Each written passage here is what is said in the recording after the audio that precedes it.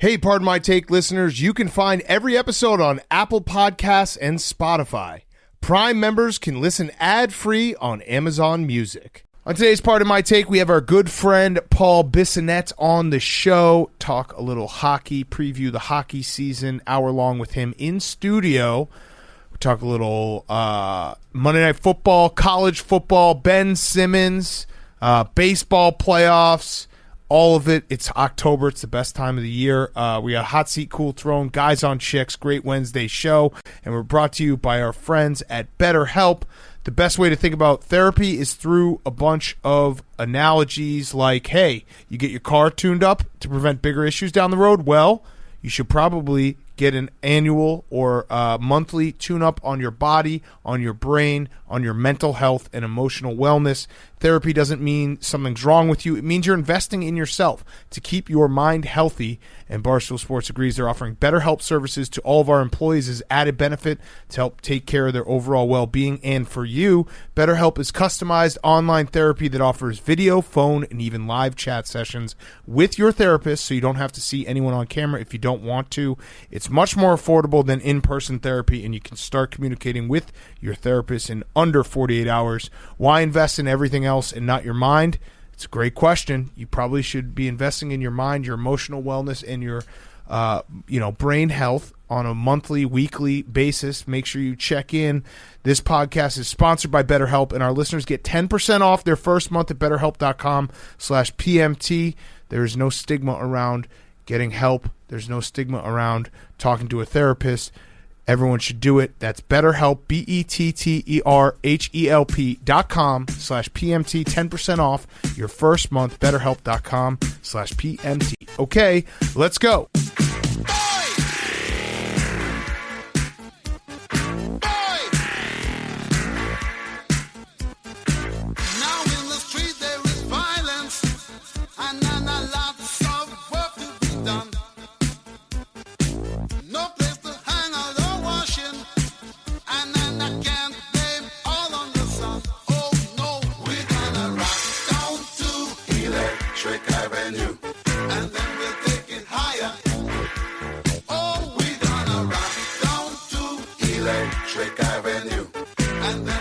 It's Pardon My Take, presented by Barstool Sports. Welcome to Pardon My Take, presented by BetterHelp.com/PMT. BetterHelp.com/PMT. Today is Wednesday, October 20th, and normally we would lead with some Monday Night Football wrap-up, but Ben Simmons, holy shit, this guy, I'm actually starting to kind of like how dysfunctional he's made this thing. So Ben Simmons didn't want to be at basketball practice today. So Doc Rivers said, go home from basketball practice. Sounds like a win-win. They sent him home for conduct detrimental to the team, which you could make the argument that Ben Simmons being at basketball practice and shooting the ball. Correct. Anytime he has the ball in his hands and he's taking a shot during a game, that's conduct detrimental to the team. But they just sent him home. He just doesn't want to be there. The day after, he went to practice on Monday and practiced with his phone in his pocket, which got to have that thing on you at all times. Make sure that you're ready to videotape anything, get a call. Did Ben Simmons think he was part of Blake of the Year? So is that what he was doing, keeping his phone on him? I don't know why you need your phone on you at basketball practice, but I think he might be just setting his goal here might be to just show how disinterested he is, so he does get sent home. He just starts playing Candy Crush on his phone. Yeah, he's playing Snake. Yeah, Snood. I was gonna say Snood, and you dated us. I went older. Yeah. Snood also dated us. Snood was which the one best. was Snood? Snood was the one where you the thing went like this, I think, and then you shot it. You tried to. Was that Snood? That's Asteroid. I'm really dating myself now. Snood was awesome. I remember Snood. But either way, Ben Simmons, point of no return, I'd say, because I don't know if you saw, but Joel Embiid afterwards, he hates this guy. He said, at this point, I don't care about that man. Mm-hmm. That's his, to not even say his name. I don't care about that man. He also said he's not a babysitter. Everyone on the Sixers hates Ben Simmons. There are some people who are like, well, he's gonna get traded. I still maintain that I think Ben Simmons probably could have played this a little bit better. showing up. They're not going to trade him for nobody. They're going to wait to see if they can get somebody good for him. And what he's just doing is basically just showing up, trying to communicate how disinterested he is while still showing up for practice. Yes. He should have just worn jeans on the court. Did you ever have a guy like that on a team that you played on that would wear jeans during practice? Well, the phone thing, when you play like pickup hoops, like I remember I used to play pickup hoops outside.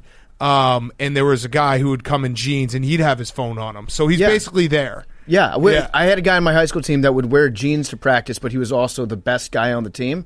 So it's fine. You can get away with having your phone on you at practice if you're Michael Jordan. Right. You can do that if I guarantee Well, he's got cargo pants, jeans too. I guarantee you that Kyrie Irving has his cell phone on him at all times, even during games, doing his own research. What's that? That's Snood. That's Do you remember Snood? Yeah. Yeah, Snood was awesome. Snood was great. Snood was great. I have a take on Ben Simmons here because we've said on the show that Ben Simmons would be the best basketball player in the NBA if there was no basket. Right. If it was just or if he switched which hand he used. You think that he's non-dexterous. Right. I think he might be right-handed. I think he doesn't know. He doesn't know. He's figuring it out. He's like Billy when he went to college and was like, am I a quarterback or a wide receiver? He's experimenting. He should experiment. He should get he's dex curious. Yes. But I think at this point Ben Simmons should just quit playing basketball. I think he should quit. Okay. I think he just doesn't like it. I think it's pretty obvious that he doesn't like playing basketball, and it's got to be tough on a guy like hypothetically.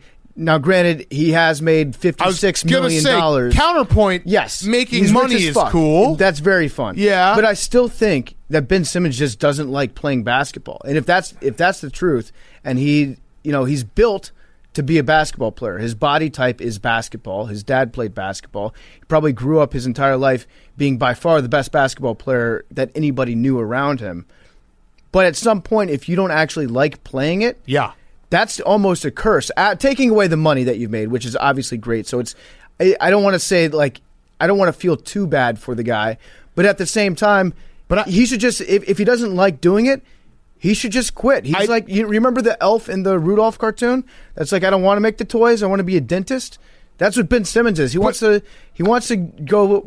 Is he a phase guy? I don't know if it's that he doesn't like playing basketball. He just doesn't want to play for the Sixers anymore because for some made up reason that he is like, I've been wronged here. When again, it's a crazy premise because when you see someone demanding a trade, it's usually the best player on a bad team saying, I need help. I want to trade. This is the absolute inverse where Ben Simmons was, you could say, is the reason why they have been floundering in the playoffs. And he's like, my team is good, but I'm bad. I want to trade. I think he probably still wants to play. He probably just wants to play in Sacramento. No offense to Sacramento, but play somewhere where he can just play and suck and not take shots and be a good defensive player. And there it is. See, I don't know. I don't think that he wants to play. I think he likes the money that comes along with it, but he just doesn't want to play basketball.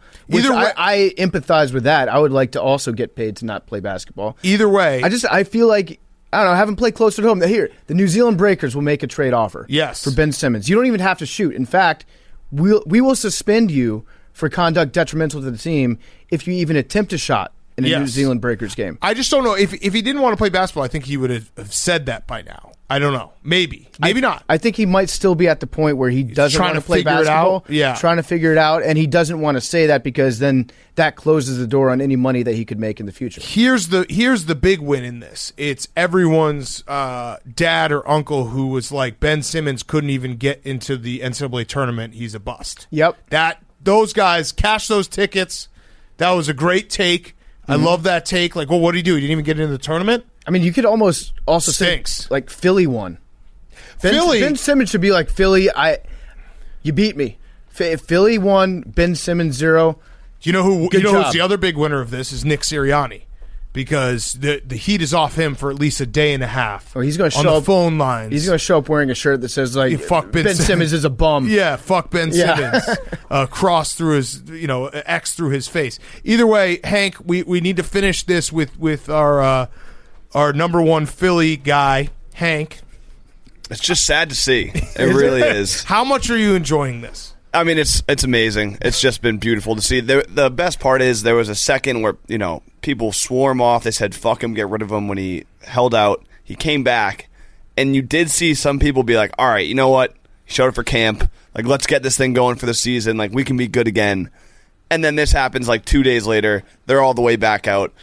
Joel Embiid hates him. Everyone hates him. Doc Rivers isn't putting up with his shit. No, they all hate him. I mean, they have every right to hate him because it's got to be so frustrating to be like, not only is he not like a good teammate right now, he doesn't want to play with us, but also he's going to submarine any assets we can get back that could help the team. And 1 year after the contract extension. And like, 1 year after passing James Harden. that pass instead of the dunk. You know what Sirianni needs to do? He needs to actually like call into like WIP. He needs to call into Big Ant's show in the morning and just go on like all-time rants. He needs to go to the games and just like lead the anti-Ben Simmons movement. Boo him. People will absolutely love him. But yeah, Hank, I don't think that even you saw this coming in the way it spectacularly crumbled. No, I mean the past few days for Boston fans who hate Philly and hate New York have just been beautiful with everything going on with Philly teams, the Yankees.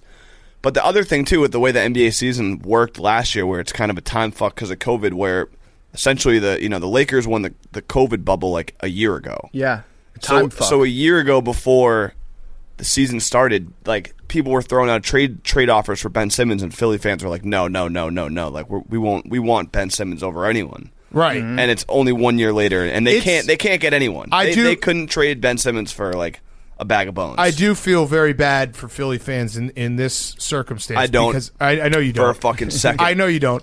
But if I may, for a second, this is a guy that you ride with that the whole world hated for a very long time, and you defended like time and time again, being like, Ben Simmons is actually good, the national media going after him, and then he completely flipped it on you and made you look like a fool. I do feel bad for Philly in this instance because they deserve it. They are diehard fans, and they did ride for him for a very long time, and then he just turned around and said, fuck you guys, like, I'm going to make you all look like fools. I think if you're going to use a first-round pick, especially like a first overall pick, on any athlete in Philadelphia, you need to do some pretty rigorous like mental health screening on them. You need to make sure that they're like alphas mentally. Like they can't be phased, whether it's Carson Wentz or Ben Simmons. There's just something about Philly. It's not for everybody. Nope. But the people that succeed there will become kings. Yes. The people that won't get washed out and they will crumble.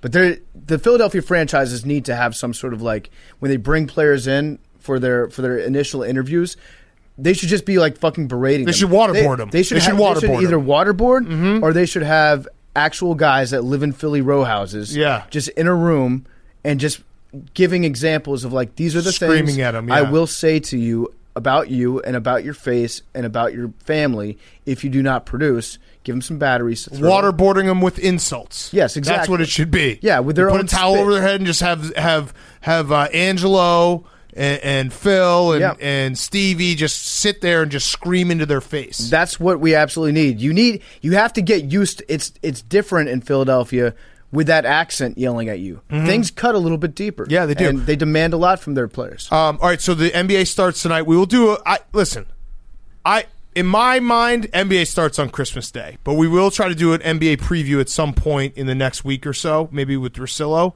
What were you going to say, Jake? I have a reminder for you from the June 21st episode. no. Bet unders on all NBA Week 1 games.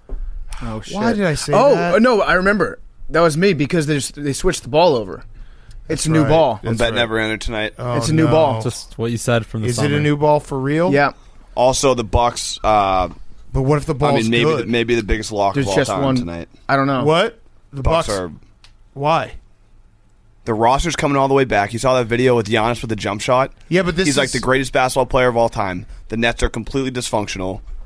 I don't think this the Nets could be are a Kevin Durant just like fuck you. Yeah, dude, the Nets still have James Harden and Kevin Durant, right? Yes, and Blake Griffin. And Blake Griffin. And Joe Harris. Which Joe Harris do we have? Do we have good one? Oh, the good Joe Harris. Good one. Okay. Regular season Joe Harris. It's a lock. Yeah. Okay, a lock. So Hank is saying a lock. We're taping this in the afternoon, and you're saying it's a lock. Hank also. So before you came in, he was saying like Giannis has been in the gym all summer long, just working out, grinding like harder than anybody. But now I found out Hank saw one Instagram video. Did you see of this Giannis. video? Also, you do to be fair, realize, I haven't Hank, seen the video. Hank, the finals ended like a month ago. Oh yeah, All summer I'm aware. long. Yes. Okay. Time fuck. Ironically, from that June 21st episode, the synopsis says, the process is officially dead. Ben Simmons is afraid to shoot a basketball. Yep. Okay. So there Here we we go. are. We're back there. Time All right, fuck. but we will do it. We'll do a full preview. I do think the Bulls are going to be good this year, which is going to be very bad for me. We should do the NBA preview with Ryan Whitney. Oh, that would be good. Yeah. Maybe Ryan and Ryan. Ryan together. and Ryan. Yeah. The two A Ryans. versus E. Yeah. All right, so Monday Night Football, let's talk about it real quick. Huge win for the Titans. Titans deserve a ton of credit. Derrick Henry is, like, out of control. How many touchdowns does he have now? Too many. He's had a couple games now with 3 touchdowns. I think he has, like, 11 or something. Yeah, he's dominating. He's insane. But the Titans, like, that was... I was thinking about it. I was going to do a basic tweet. I held back, but it was the beauty of the NFL in that any given Sunday, obviously it's played on Monday night, but like everyone thought the Bills were the best team in the AFC. Mm-hmm. They go into a Tennessee game, Tennessee's defense struggling, and then the Titans pull out that win. I still think I was arguing with some people online, which I shouldn't have done because I realized that the spread was what they were really arguing about. I think the Bills going for it, I'd do that 100 out of 100 times when you have 12 inches to go and you have Josh Allen at the end of the game to try to win it in regulation. Yeah, I see a lot of people out there are results guys, not process guys. Right. I'm thinking about becoming a results. Process. I might be a results guy now, though. Okay, I'm a process guy. You can never be wrong when you're a results guy. You can be like, yeah, I would have drafted Tom Brady in the first round, actually. So, but yeah, people are mad about the spread. They're mad that they're just mad that it didn't work. And right. So it's the easiest thing in the world to get mad about. But to be fair, on that last quarterback sneak, they just didn't need that 12 inches. They also had to then use a timeout. Then they would have had to take 2 shots at the end zone, 2 shots max at the end zone. I think you might have had 3. And then, well, it probably 2, maybe 3. I think you have 3. But I still think that's better than going to a coin flip. I liked it. And then you kick a field goal if you don't get it. I liked the call when I saw it in real time, and the best way to do it, I think I saw you tweet about this, but this is how I've been kind of monitoring whether or not to go for it. It's just imagine what the other team is going to do. Yes. Like, so what are their fans thinking? If I were – so I was betting on the Buffalo Bills, but I was thinking to myself, if I was a Titans fan, I would want them to kick this field goal, get to overtime, hopefully get the ball back in Derrick Henry's hands, ice it that way. Yes. No, if you're a Titans fan, you don't want them going for it because getting the 12 inches, and I saw also a stat, which is it's good because we always kind of forget that 4th and 1 is not all the same. Yep. There are 4th and 1s, and it's like 1.5 yards. There are 4th and 1s. This one was 12 inches. And also, you get 12 inches with Josh Allen. I would take my chances getting 12 inches with Josh Allen and maybe even score. The only thing that you could say, and I'll buy, is that the play call maybe I would have maybe rather have him like roll out and you can either throw it or he runs for it because he's just such a freak. But I'd do it every time. Derrick Henry, by the way, 10 touchdowns. Okay, yeah, they telegraphed what they were going to do when he went under center. They were Right. able to like compact the defensive line. And that was a good play by the defensive lineman, too. Yes, very good. He pushed the fuck out of him. But, yeah, when it's Josh Allen, he's like one of the best quarterbacks in the NFL at converting quarterback sneaks. I think he is the best quarterback. I think it was last year was 94%. Yeah, he is the best at at it. And so he unfortunately had a moment. That one wasn't where he pushed all the buttons. The quarterback sneak, that was a classic Y button when you're standing still. Yep. And you just kind of fall down. So he ended up like half a yard short. They lost the game. I was actually saying that Vrabel should have declined the penalty on the kick return that ended up being a touchdown just because it felt like you want the ball back again to score. That would have been the ultimate analytics right there. It's like, you know what, we'll give you the lead with 2 minutes left because I'm that confident in my ability to kick your ass. And I don't, each game we leave each game having, reactions like, oh, maybe the Bills suck or maybe their defense isn't that good. I think they're fine. I think they just played against a Titans team that was really, really desperate for a win, and also Derrick Henry's fucking incredible. Well, let's give credit where credit's due also. I think the best performance of the night last night was A.J. Brown. Mm-hmm. He was playing with food poisoning. Yep. He was shitting himself. Derrick Henry said, I just made sure we had enough toilet paper for him. So you could see it in his eyes too. Have you ever had food poisoning? Yes. You feel like you're dead. Yeah, it's terrible. It's like the worst feeling Your body ever. rejects everything. You drink Gatorade and you just puke. Yeah, so he was shitting himself during the game. He was walking around sweating everywhere. His eyes looked like they were dead, but he still went out there. He had some awesome blocks and some important catches. I don't get out of bed. It's so tough for me if I have food poisoning. Just the walk to the toilet is painful. Yes. And so credit to A.J. Brown. That's one of the most impressive athletic performances I've seen in a while. I think the Bills will be fine. They have, I think, the second easiest schedule for the rest of the year. Yeah. So I still think they'll probably end up with the 1 seed because even their next 3 games, the Bills play the Dolphins, the Jaguars, the Jets. Yeah, those are their next 3 games. I think they'll be okay. Well, it's also after a bye week, so they get to rest up, right? Yes. And then the Dolphins, the Jaguars, the Jets, then the Colts. And the Jets, and yeah. So and the Titans, I was thinking about this. We were talking about how the Patriots are good enough to lose close to anyone. Mm-hmm. The Titans, the Mike Vrabel Titans, they will just be able to win a big game. Like, they are a big game type team where they might fall flat in the 1 o'clock game against an inferior opponent. But when you think about this Titans team, they can get up for these big games. They've won some big games, and so they always have that like dangerous part to them. We're like, I don't know, maybe the Titans you'll get your A performance and they'll beat you. Yeah, Mike Vrabel under the lights is a different coach. Scowl. I think, he was so mad last night. Is he okay? He was so mad. In the first half, he looked just pissed off. He was breaking the record for scowls. Yeah, I don't think he said anything. He was just, there were a couple times when he was just utterly disappointed, where he like shook his head. Yeah, like his son just came home with a D- on a test. But yeah, Vrabel he'll coach good under the lights, and the Titans, they're physical. Yeah, they can kick your ass. They deserve credit though. So there's the Titans credit, and credit to the boy Taylor Lewan. Yes. I heard he's doing well. Yes, he gave a nice scary little moment. He gave, what is that called? The shaka, hang loose. The hang loose sign when he was Where does that stand, Billy? When you saw the hang loose, were you like, that's good, but I wish he had done the ghost ride the whip one? It was a football guy move. Okay, doing the shaka because it was just extra. He could have just done the thumbs up. Yep. Yeah. The player that does horns down is going to be my instant favorite. Yes. As they're getting stretchered off the field. Any issues with my power rankings before we get to college football? I muted you early today. Okay. Because I knew they were coming. You were ranked 6th out of the 2 win teams. I honestly don't care. Patriots 2nd. Everyone's entitled to their opinion. Yeah. I don't like that, Big Cat. I would have ranked us lower. 7th? Yeah. 7th is the lowest. I might be out on the football team. It was funny because I did have some Patriots fans hitting me and being like, how are the Colts ahead of the Patriots? It's like, well, the Colts just smoked the Texans, and the Patriots barely beat the Texans. But yeah. Oh no!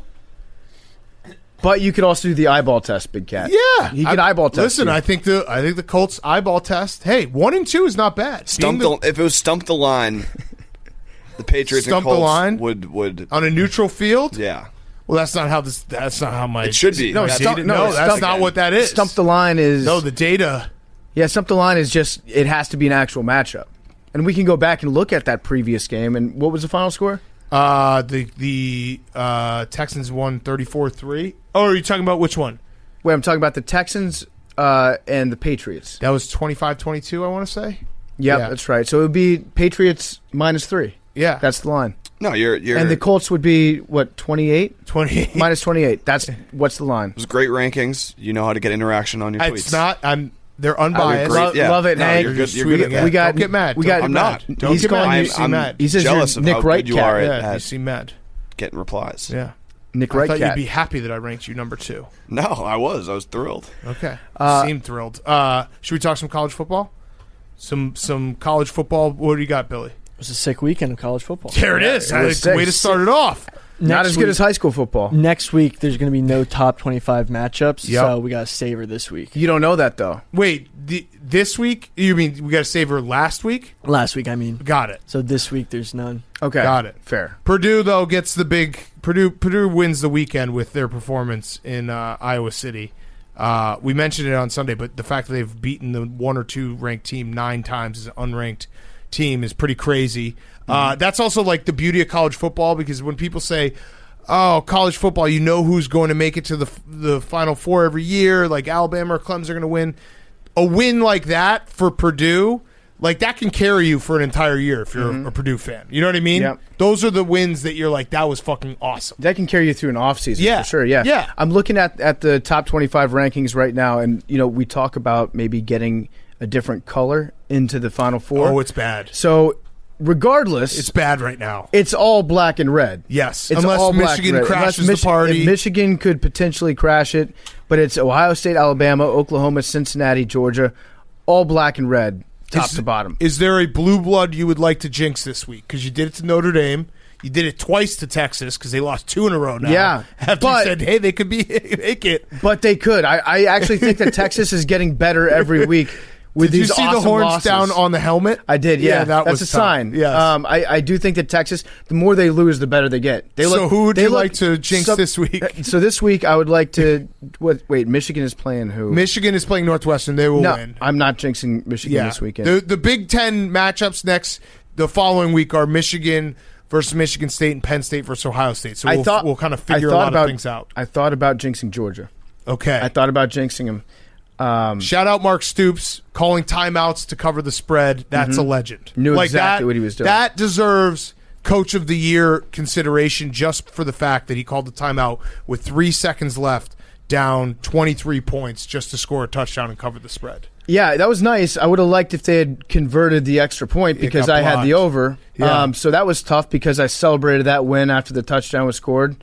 Left Buffalo Wild Wings happy as a clam. Got into the car, opened up the score app, looked at it. Damn. I was like, they're missing a point here. What happened? Put it back on. Something Stoops fucked up. It would have been nice if you had made that extra point. I appreciate you taking the time to actually, try to cover the spread, try to get me the over. But yes, the details matter. So I think Georgia, I might be jinxing Georgia. Okay, they have Florida next week. Oh, it's not this weekend. I thought the cocktail party was this weekend. It's next weekend. So that and that's Hank's one to watch. Anthony Richardson. Yeah. Okay, he's fucking good. Upset alert. I'm with you, Hank. I think that they could do it. So in that case, I'll just say fuck it, Tennessee over Alabama. Oh, okay. It's as Big T put it. It is the most important cultural rivalry in the history of the South. Yeah. So again, it's very tough in college football. You can't. I do respect. Didn't some states break up over their rivalry? The Civil War happened down there, and let's not forget Golden Corral versus Waffle House. Yeah, there's a lot of rivalries. Alabama Tennessee is a fun rivalry. They play at the same time every year. The cigars afterwards and everything. It's just impossible to be like this is the biggest rivalry when the team you're playing has a bigger rival. Yes, no. It would be like saying if you tried to say. Like if I tried to say like Wisconsin versus Michigan is the biggest rivalry in the Big Ten, it's like, but their biggest rival is Ohio State. Right, you're swagger jacking their rivalry. Right, you can't do that. You're leeching onto that. It doesn't work like that. Although I would say if you're Alabama, you probably have I would say LSU, Auburn, Georgia, Florida. Yeah, they don't play very often. Right. But when they do, I'd say like. But no, Tennessee-Alabama rivalry is something. Like they play the same.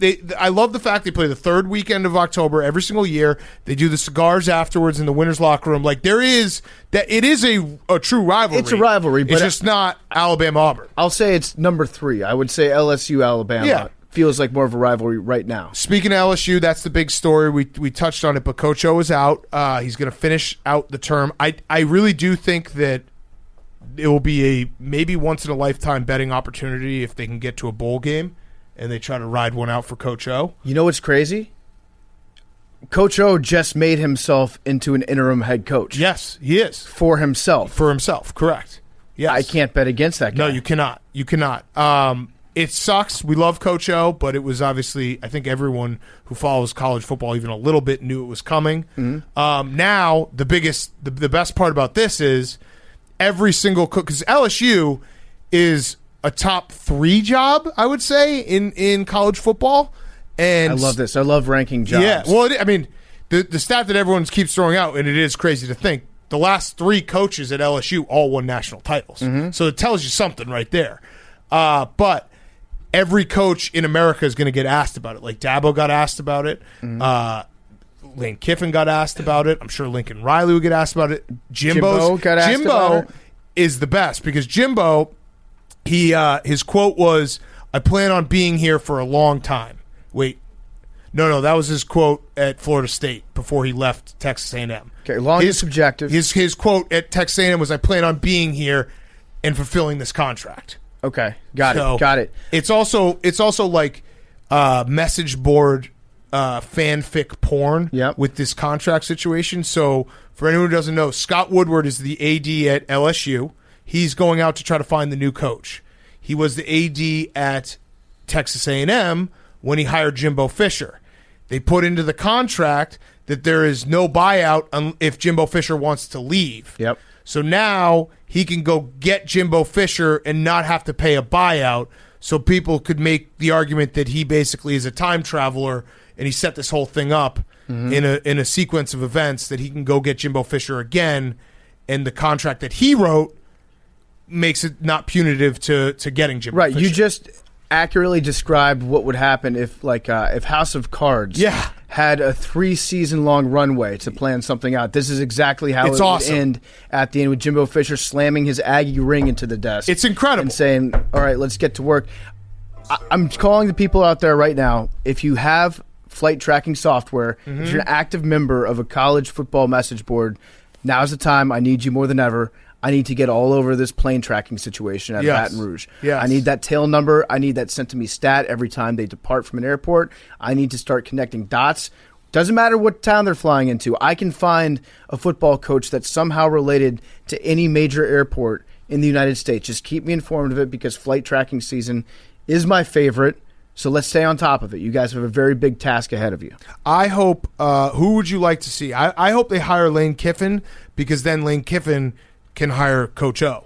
Yeah, I would. Because they're like best friends. Lane Kiffin would be a good one, just because I'd like to see him stay. I'd like to see him coach for every single team. In the SEC. Yes. Outside of that, I don't know. I think you gotta consider at least bringing Joe Brady back. You gotta feel him out, and you have to ask, do you want to be a professional coach? Because he's going to get – the problem with Joe Brady is, as long as the Panthers don't screw up too badly, he's going to get head coaching interest this offseason. So the reason in the NFL. So you have to at least start asking him questions. Which the Panthers right are kind of screwing up right now. They're kind of screwing up right now, but he still has the ace in the hole of, well, Sam Darnold kind of stinks, and also Christian McCaffrey's kind of injured.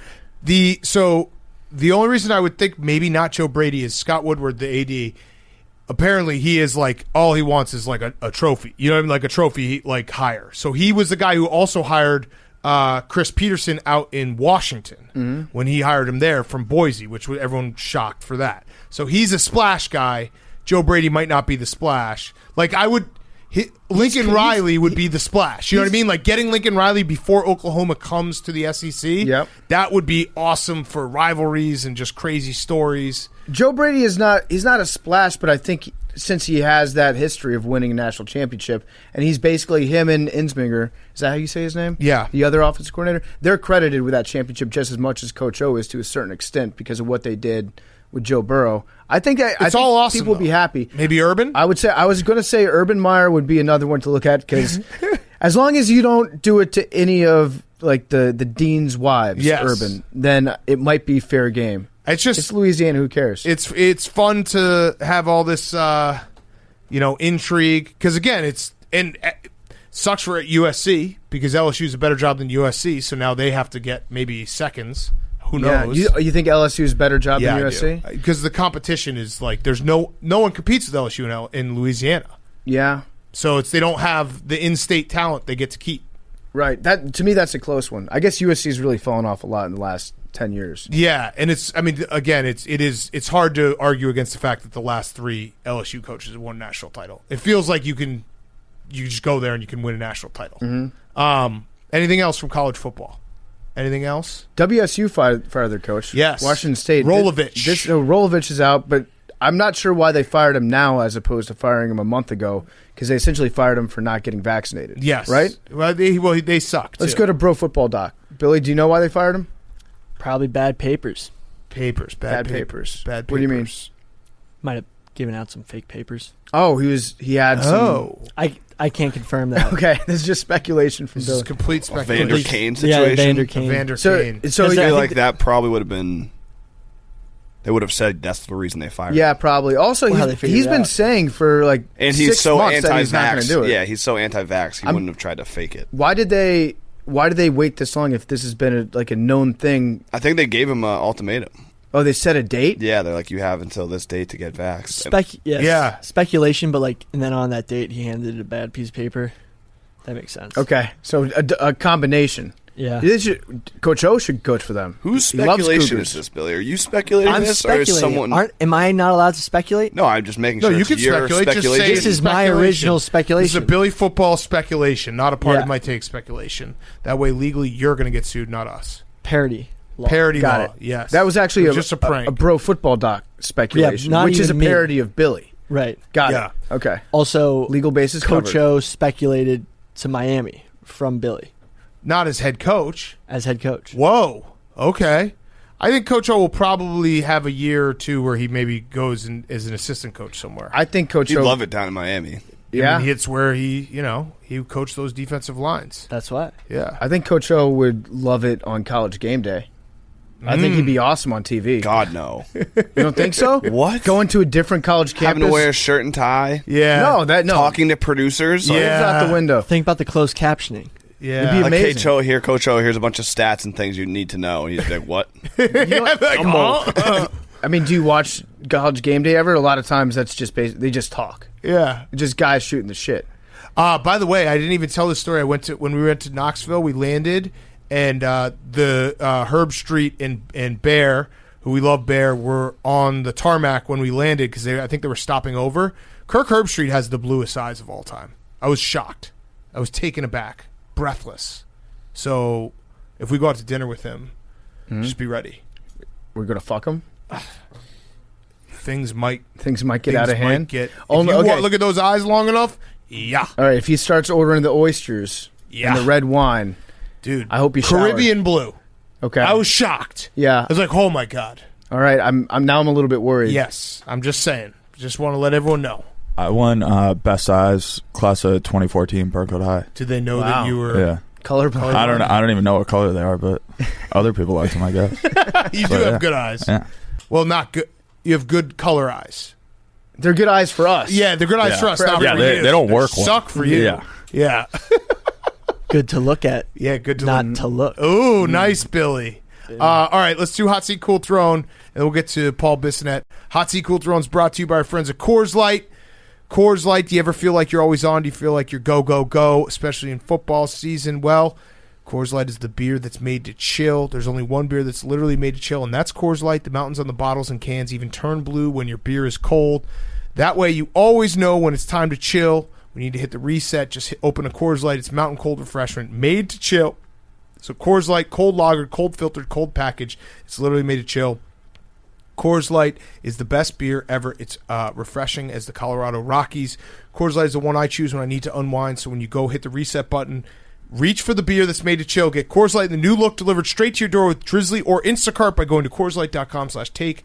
Celebrate responsibly. Coors Brewing Company, Golden, Colorado. We will actually be, Hank, PFT, and I will be in Denver on Thursday. Come watch the game with us. Rado. Yep. Ballpark Tavern, I want to say. Mm-hmm. That sounds sounds right. right. Is it near the field? It's right It's near the ballpark. field. Whoa. Yeah, it's going to be sick. We're going to watch Thursday Night Football, Pup Punk. It's going to be awesome. Yeah, Punk is playing. Come out. We're playing, I think, like a 50 or 60 minite set right afterwards. Encore. Island Boys. We've been jamming for the last few days. Yeah. Sounds good. So, yeah, come check us out. We'll be watching the Broncos play the Browns on Thursday night. All right, Hot Seat Cool Throne. Hank. My hot seat, Big Cat, is your boy, Chris Broussard. What'd he do? He Brew just crew, accidentally crew. said that Taylor Lewan was on the Bills. Was he emailing Bruce Allen? He said that the only reason the Titans won is because Taylor Lewan was injured, implying that was why the Bills didn't get a fourth down. Yeah, no, he actually went as far to say like that was the side that he was, the left side of the line is where it got blown up, Right. where Taylor no. Lewan used to be. My hot seat was going to be anyone who fell for that classic prank.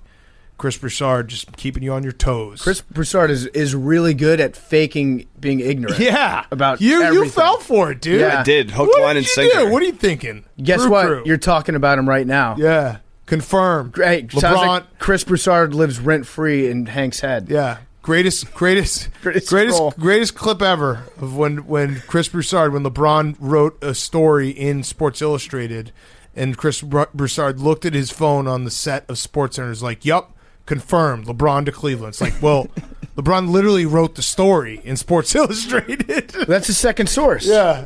He's like, "Yup, I'm seeing it, confirmed." All right, so I guess hot seat me for thinking that Big time. Broussard would be in the hot you. seat. My cool throne is Red Sox fans. I guess hot seat could be whoever produces the Fox baseball show.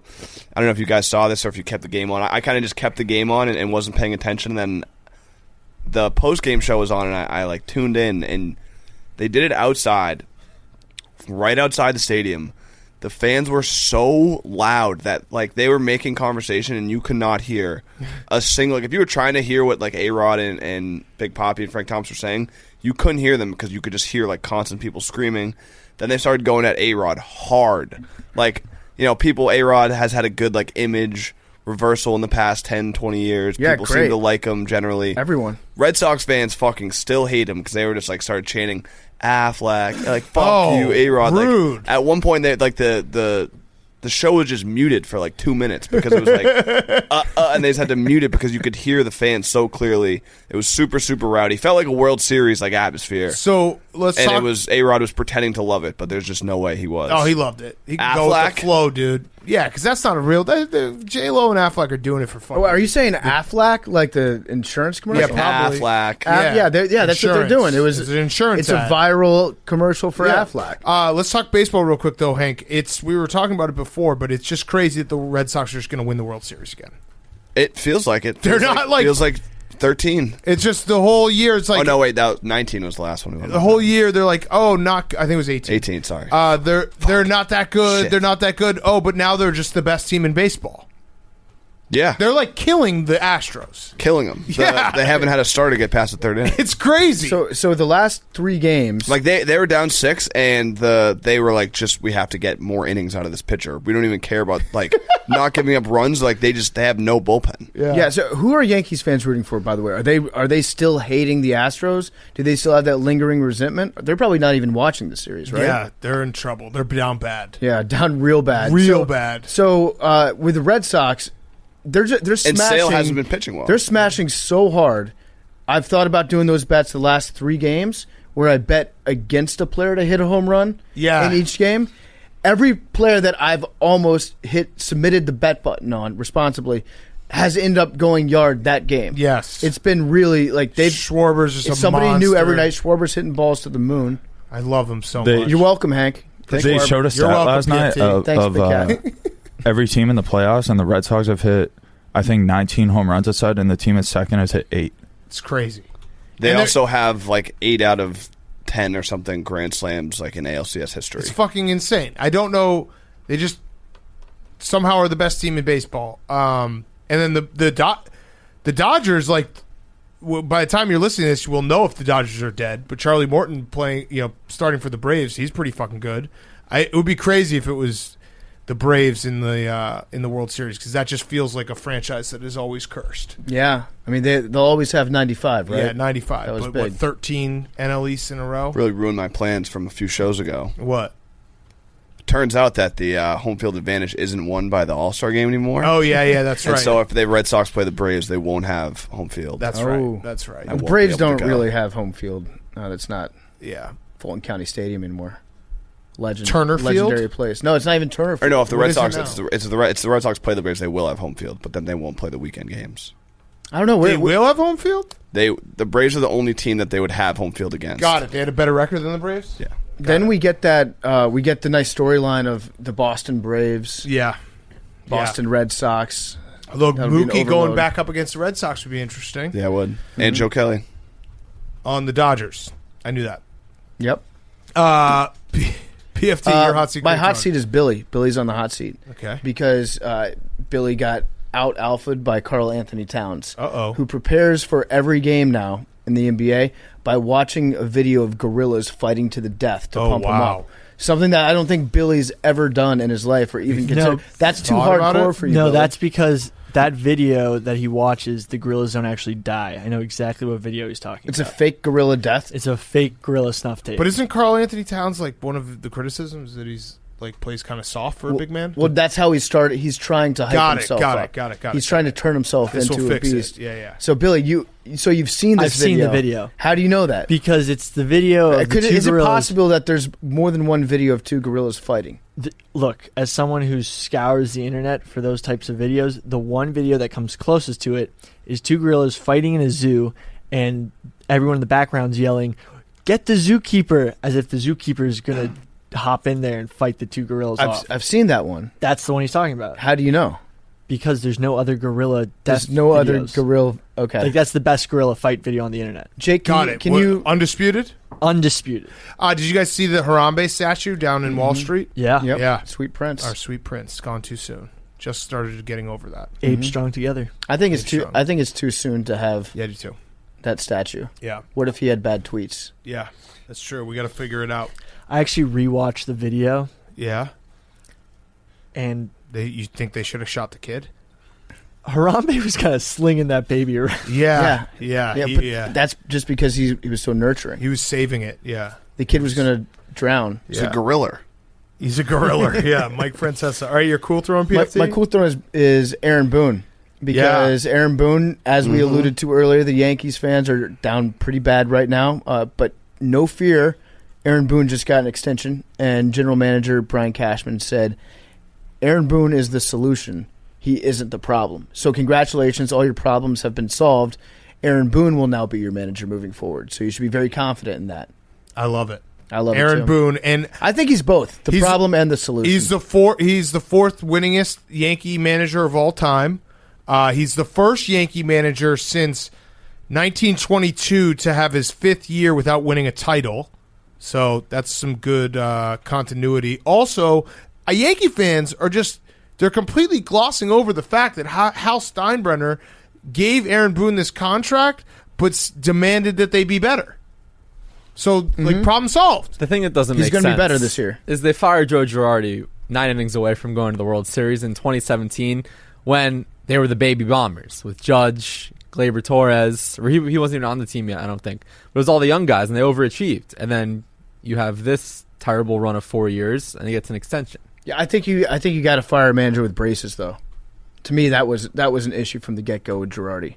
It's tough to lead a locker room. But he won the grown World men. Series with them. Aaron Judge is out there, and he needs braces, but he doesn't get them. No, he fixed them. Oh, he did? He fixed the gap. Smart Yeah. move.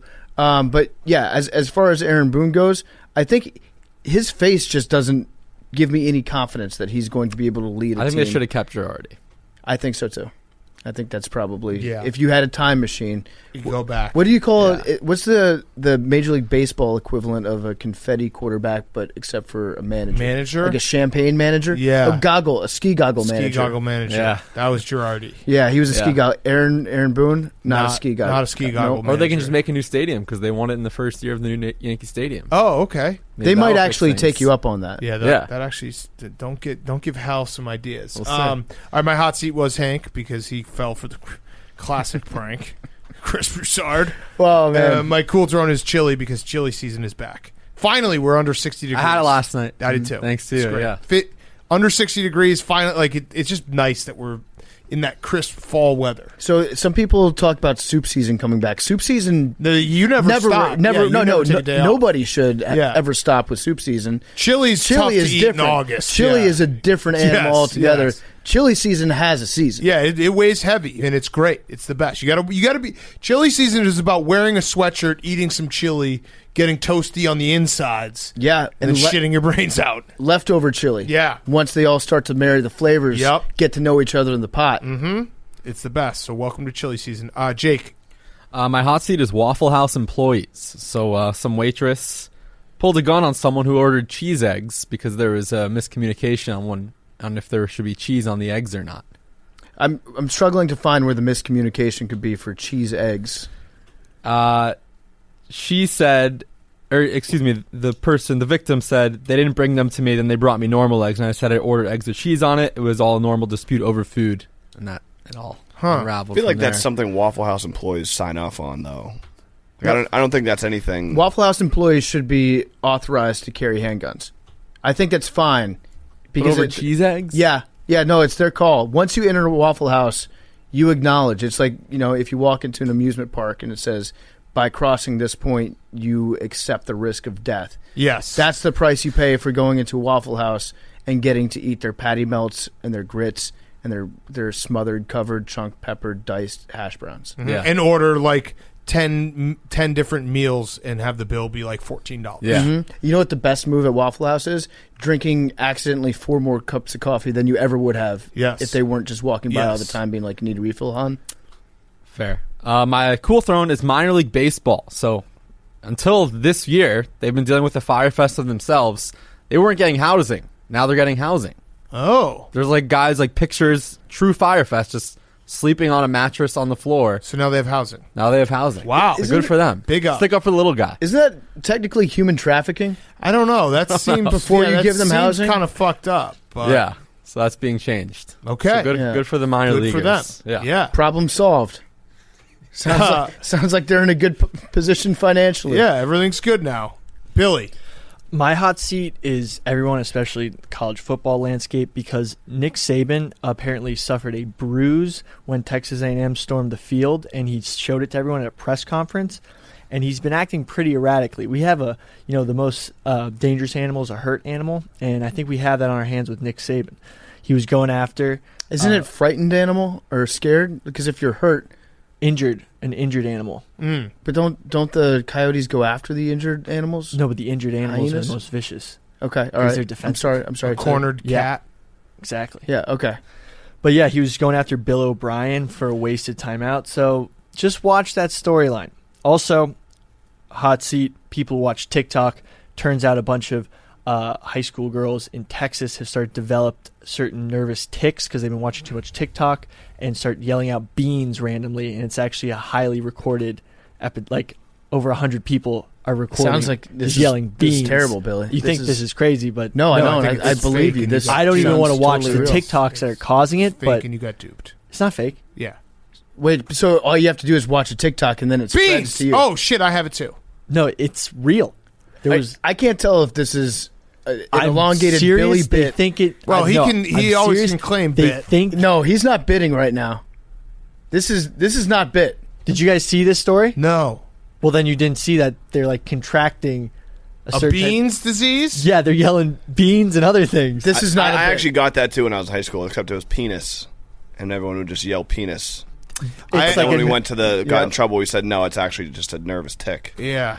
Yeah, or the time then remember people that actually story went to about the the kid who hospital. drew the dicks all over the place? And remember the 3 game? Yeah. This game, everyone like couldn't lift Yeah. their arms Oh. up, and their hands were in threes, and they put it below their waist. What and about then- that one school that had it was like their homecoming and there were 3 pigs that were running around the hallway, pig 1, pig 2, and pig 4.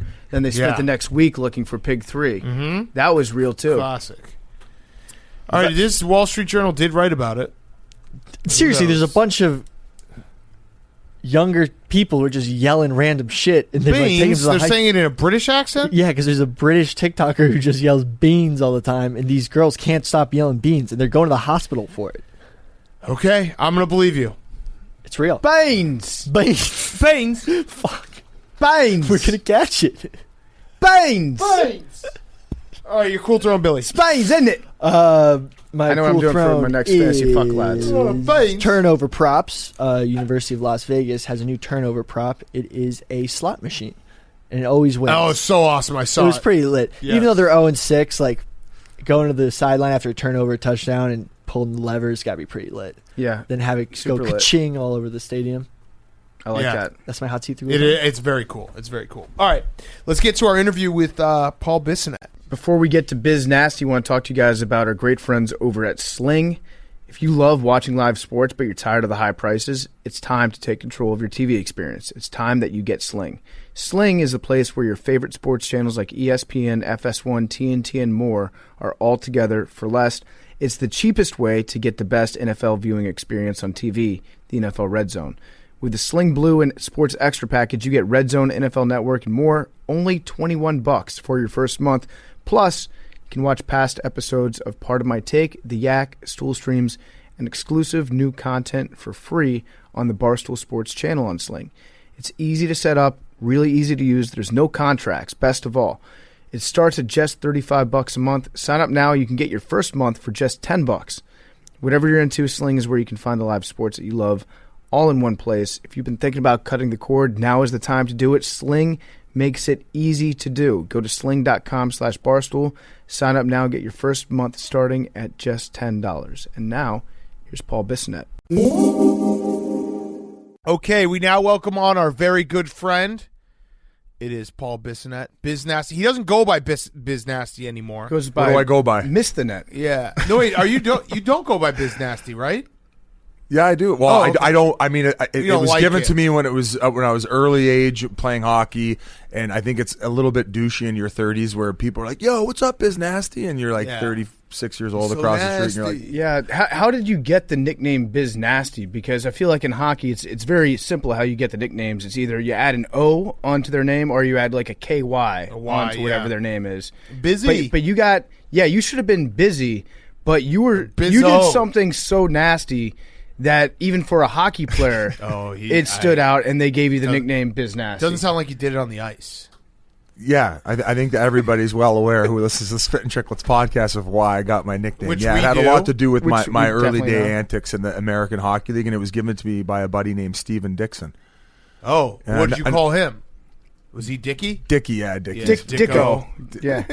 I don't know. Dixie? Hey, Dixie? but from the last time I was here, congratulations to Billy Football. He graduated. Yeah, full time, graduated, everything. He's What ready was to it? go. Political economics? Yeah, Is that what it is? gender studies is what he majored in. I don't even know what that means. It's dual major between political science and economics, so it's a little multifaceted. It's a hybrid. If you have Yeah. two majors, you don't have one. Billy's right? gonna Well, it's a combined. basically Billy's going to run the world one day. Uh-huh. He is the future. through blogs. Yeah. He is the future. We didn't congratulate you, by the way, Mr. TNT. On Wednesday nights, you can find Biz in some terrible looking suits. Oh, worst suits ever. Ever. What was the thought process there? Because you knew, I would imagine that TNT didn't ask you to come on like the day before. You knew for what, 6 months, a year, that you were going to be on national television, and you still showed up in that suit? No, I would say I probably had about 2.5 months notice, and Okay. then finally found somebody that I could get suits off of and trusted, and we're going back and forth, and we're struggling. The good news is I had ones that I'd bought in about 5 years ago that have lasted me. They fit me well. They're just a little bit beat up. The blue one maybe is a little bit tough, but Yeah. I think because I just got the new ones in and they didn't fit properly, I'm going to have to go back to the Hockey Night in Canada on Acid Blue Blazer that I had in my warm-up routine. So I'm rotating 3 suits currently, which is not good when you're on national TV every week. Yeah, but that's also listen, the suit game is very tough. I've only had one blazer for a very long time. It's tough. It's tough to find a good fit and somebody and high quality, even though you're paying the amount of money. Have you thought about rocking the sweater vest? Because I think personally that you need to outdo Wayne. Yeah. I think the way that you're going to alpha him on that set. I don't think anyone's ever called him. Just Where would I Wayne. get a nice? Yeah, I Wayne. like that. Where would Wayne. I get a nice sweater This guy vest? Wayne Where is on the what's show his with you? nickname? Gretzko? The great Yeah, one. Gretzko. I call him Wayno. Wayno. Wayno. Yeah, I don't know how that was gonna. And how'd it go? I think he likes it. Were you Wanky. now? Are you obviously he had to have been a hero of yours, right? Yeah, I bought the Gretzky aluminum when I was growing up. I mean, mind you, when he was damaging the league the way he was, when he was shattering records, I was still very, very young. Right. Yeah. You know, But still, Well, do you- he's the GOAT. Yes, he's the greatest of all time. I would say the most at that time the most dominant athlete to their sport at that particular time. So when you had met him before, but this is your first time working with him in like an extensive situation here. So you're on TNT with him on Wednesday nights. Is there any amount of you that's like starstruck? Do you have to get Yeah. over that? Well, I mean, at first, but he does such a good job of like calming everyone down. He's just like a regular guy, and one thing he's unreal at is remembering all these old school stories, and he can deliver them like they happened yesterday. Like I don't know how he remembers all these stories throughout the years. I mean, some of which he shares on air, some of which are more behind the scenes. But I hope that there's going to become the right time where he can eventually tell a bunch of these things on air. Yeah. Because you're just left like in awe. So he befriended me pretty quick. I mean, he FaceTimed me after we did our practice round. We went there a couple weeks ago, and then like all that weekend, like he was keeping in contact through text. So I was like, I felt like I felt like the man. That's Is pretty he cool. emojis? He's not an emoji guy. Gift no. guy? Does he emphasize? What does emphasize? Like mean? when you get do Thumbs you have up? an iPhone? I have an iPhone. So yeah. when you get like the thumbs up or you get like the heart that comes off of a message. Yeah, he might be an emphasizer. Yeah. Yeah, come to think of it, you mean like when you hold on? Yeah, the, when the you script hold it, and yeah. then you You get to got put it. something. Yeah, either him or his son Ty, who's helping out with us. Oh, so He- Ty's kind of the Ty probably go-between? texts for him. Used to be in the Cubs organization. No, Trevor was. Trevor was drafted That was as a close. baseball That player was who close. he does some acting now. He was actually just in that recent. They did a reboot of the Saws, and who's the one guy? Oh God, I'm drawing a blank. Is it Willem Chris Dafoe. Rock? I think Chris Rock was in it. Is that true? Google it. I'm good. I did Help not hear somebody about help Chris do Rock and something, stuff. Hank. How For many- fuck's sakes, Paul, how many goals do you think you would have scored if you played in Wayne Gretzky's era? More or less than Gretzky did? more because everybody was boozing and having a good time off the ice. So I felt like it was an even keel process didn't where have- everyone was kind of in agreement. Hey, we're going to get banged up after every single game. We're going to have a boatload of fun. The only thing that changed though is the amount that guys were making. Like it became more serious because salaries started becoming crazier and crazier. Mm-hmm. Back in like the 80s, like if you were making a good contract, you were making like $100,000. It's crazy. Yeah. Who else is on the show? Rick Tocchet, who actually played a little bit with Wayne, and then he helped coach with him as well. So Got it. Tocchet won a Stanley Cup with the Pittsburgh Penguins with Mario. I believe after that, at some point, he got shipped off to L.A. where he played with him. So he's coached the last couple of years with the Arizona Coyotes. He won 2 Stanley Cups as an assistant in Pittsburgh.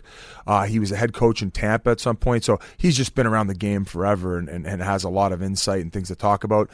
Anson Carter. Is another guy, had a great career, played with the Sedins, and then Liam McHugh. Not allowed to call them the Sedin sisters. I would never do that. Nope, That was the no one has ever Who made done that that. mistake? Jamie Benn, I want to say or was it Seguin? I can't remember. Somebody I think on radio said it, and the internet blew up. You got to be careful what you say in hockey Who because was it? the media tends to lean very much towards the left, so you don't want to overstep your boundaries because they will make you pay. Well, what about this? If you had to rank like any Oh, of no, your it was- co-hosts it was- on TNT it was Dave Bolland. that you had to. Oh, was it Dave yeah, Bolland? yeah, I remember. Yeah, Oh, he did it okay. on radio. Well, my I think. apologies. I'll take back the Ben in second. I thought Dave it was someone Bolland's a from good guy. Dallas. So who would you have a threesome with on this set? Like between all of us? No, like Gretzky. You're I'm a not. You know fucking- what? I'm going to step in and not even let you answer that question because I don't want the hockey Did you guys media. see? Did you guys see Charles there? That first one? Yeah, I did. That was great. Oh, he That is was so great. funny. How come you didn't get a chance to shoot on Charles? Because they wanted Wayne to. Yeah. They wanted greats going against the greats. I did like your analysis though when they like had a question for you about the power play and what you would have done in this position. You were just like, I don't know. I would have been on the I ice. was like, yeah, I can't contribute in this area. That's just me keeping my credibility exactly where it needs Yeah, to be. you're honest. I actually None. do think that has. How many times have people at Turner been like, "You're going to be the Charles Barkley of hockey"? They don't say anything. They don't. That's like the beauty of it. There, they say, "Hey, bring what you normally bring, and you throw it all together, and we'll see what works." So, I mean, yeah, I tend to try to bring it a little bit more lighthearted because I don't necessarily have the credibility that the other guys on the panel do. I think Anson played 10 years, maybe a little bit above that. I mean, Tocchet had the career that he's had. He's actually getting inducted into the Philadelphia Flyers Hall of Fame, like that ring of honor there. So I don't know if he's eventually going to be a Hall of Famer. But he actually set the NHL record for. We got Wayne with all the records that he's got, and Tocchet's got one record: most Gordie Howe hat tricks. Oh! which is cool. He's got 18 of them where he got a goal and an assist and a fight in the same game. So Tocchet played for the Flyers during that era where they had 6 heavyweights on the team and nobody fucked around. Like Broad Street Bullies. He told us a story of where I think it was the Rangers called up Dale Purinton, and he was kind of, he's getting all amped up and warm up, kind of trying to send the message across the, you skate close to the red line and stuff. And they had Craig Berube on their team. And after a couple shifts of him running around, he went up to Brian Leach and he starts stretching on their bench, like stretching his hamstring. He goes, Leach, he goes, I'll fight him, but I'm going to jump you unless you tell him to calm down. And then Leachy went down the bench. He was like, hey, Dale, I think you're done running around tonight. Because Berube was nothing he was no joke, man. He would fucking go toe-to-toe. And his talk said, he goes, if I was ever in a bar fight, if there was one guy I'd want who just, when the wires cross, I don't think I'd ever see him lose a fight, it's Craig Berube. So he basically bullied the St. Louis Blues into winning a Stanley Cup, if I could take it there. So you went out to dinner with Chuck and Gretzky. I was out for them. How was that? It was great, man. I was picking Chuck's brain on just like how he felt coming into his, inside the NBA when he did and what we should come to expect. Like, what if the game's a little bit boring? And he's like, man, honestly, just like be honest about it. Maybe turn on another game and start gambling on it. Like, not seriously, but he just kind of he definitely calmed things down. And then when we had him on after our first segment to open the show, just his humor and the fact that he'd been there and done that, I think it really eased up everybody else where we were able to, I thought we executed a pretty good first show. So we're trying to figure it out. We're trying to be as entertaining as what people want and elevate the game. So just having him, not only be there but also talk to us the night before was nice. And he actually is a hocky fan. He's a huge he's a Blackhawks fan, isn't he? I think he hops around. I think he's on the Bieber plan where they just whatever arenas he's in, he's put the jersey on. I remember I've seen him at a couple Hawks games, so that's why I thought. But yeah. Okay, that's not. I mean, he's that's a good plan to be on if you're not a diehard hockey fan. What was his order at dinner? Ooh. Good question. Charles Barkley. Wait, let me guess. What do you think? Yeah, what do you think Charles Barkley? I think he got the biggest steak out there. Yeah, steak, mashed potatoes. Oh no! Did he get chicken at a steakhouse? No, he got a burger without the bun. What? Oh, my God. Yeah. Chuck's trying to watch his weight. What do you mean? He's just, I respect the order. He's watching himself. Chuck strikes me, and this is speaking from experience. Are you trying to like anti-fat shame? No. What I'm saying is Chuck strikes me as, again, speaking from experience, as a guy who orders a burger without a bun when you're out with company and then goes home and crushes a bunch of ice cream because you don't want to seem like the fat guy in front of other people. But then when you get home in the comfort of your own home, I think he looks good. I mean, he's golfing a lot. He looks good. Yeah. I mean, when I'm that age, I'll probably have a couple lbs on me. Yeah, maybe. I like to think what he's doing is he's going out getting the burger without the bun so that he can have all those cocktails and beers with dinner. Like you got to push and pull sometimes, right? So it's like, if I get no bun on this burger, then I can have 3 more whiskey sours. That's another way of looking at it. You got a calorie count when you're that age. Yes. Yeah. All right, let's talk some hockey. Let's talk about this season. The Coyotes stink. Coyotes are not looking good. They're in full tank mode for Shane Wright, who's an up and comer. Like, every so often you get a guy who's going to be like a generational player, and they're thinking that this Shane Wright kid is the real deal. He played as a double underager in the OHL. What does that mean? So I was drafted in the first 2 rounds of my OHL draft when I was 16 years old. That made me eligible so I could play as a 16-year-old. This kid was so special that they were like, hey, he shouldn't even wait another year to be drafted to play against kids from 16 to 20 because he's just going to light these kids up in junior B or wherever he is. So we need him going up and playing the highest level of possible hockey in Canada at the age of 15. And I think Holy shit. Yeah, I think he led his team in scoring. So he was 15 playing against 20-year-olds. Yeah, and then that second year when he was an underage, he was like captain of the team, and he's the real deal. It seems as he can handle the pressure. Every year he's coming back. He's basically like on the trajectory where he would be like similar to like a Crosby. You never know if they're going to eventually live up to that because so Connor McDavid was another kid who was a double underager, and he's the next guy who in the OHL has been a double underage. So the pressure's on, right? And you don't know how some of these guys are going to mount to it, if it's going to affect them, but he is just so hyper focused on it, and he's doing an incredible job. So that's where they're going. You got to get worse before you get better, and especially in the NHL, like Coyotes have always been. I think the best they've ever drafted is third. Mm-hmm. You need to get those generational players to start somewhere.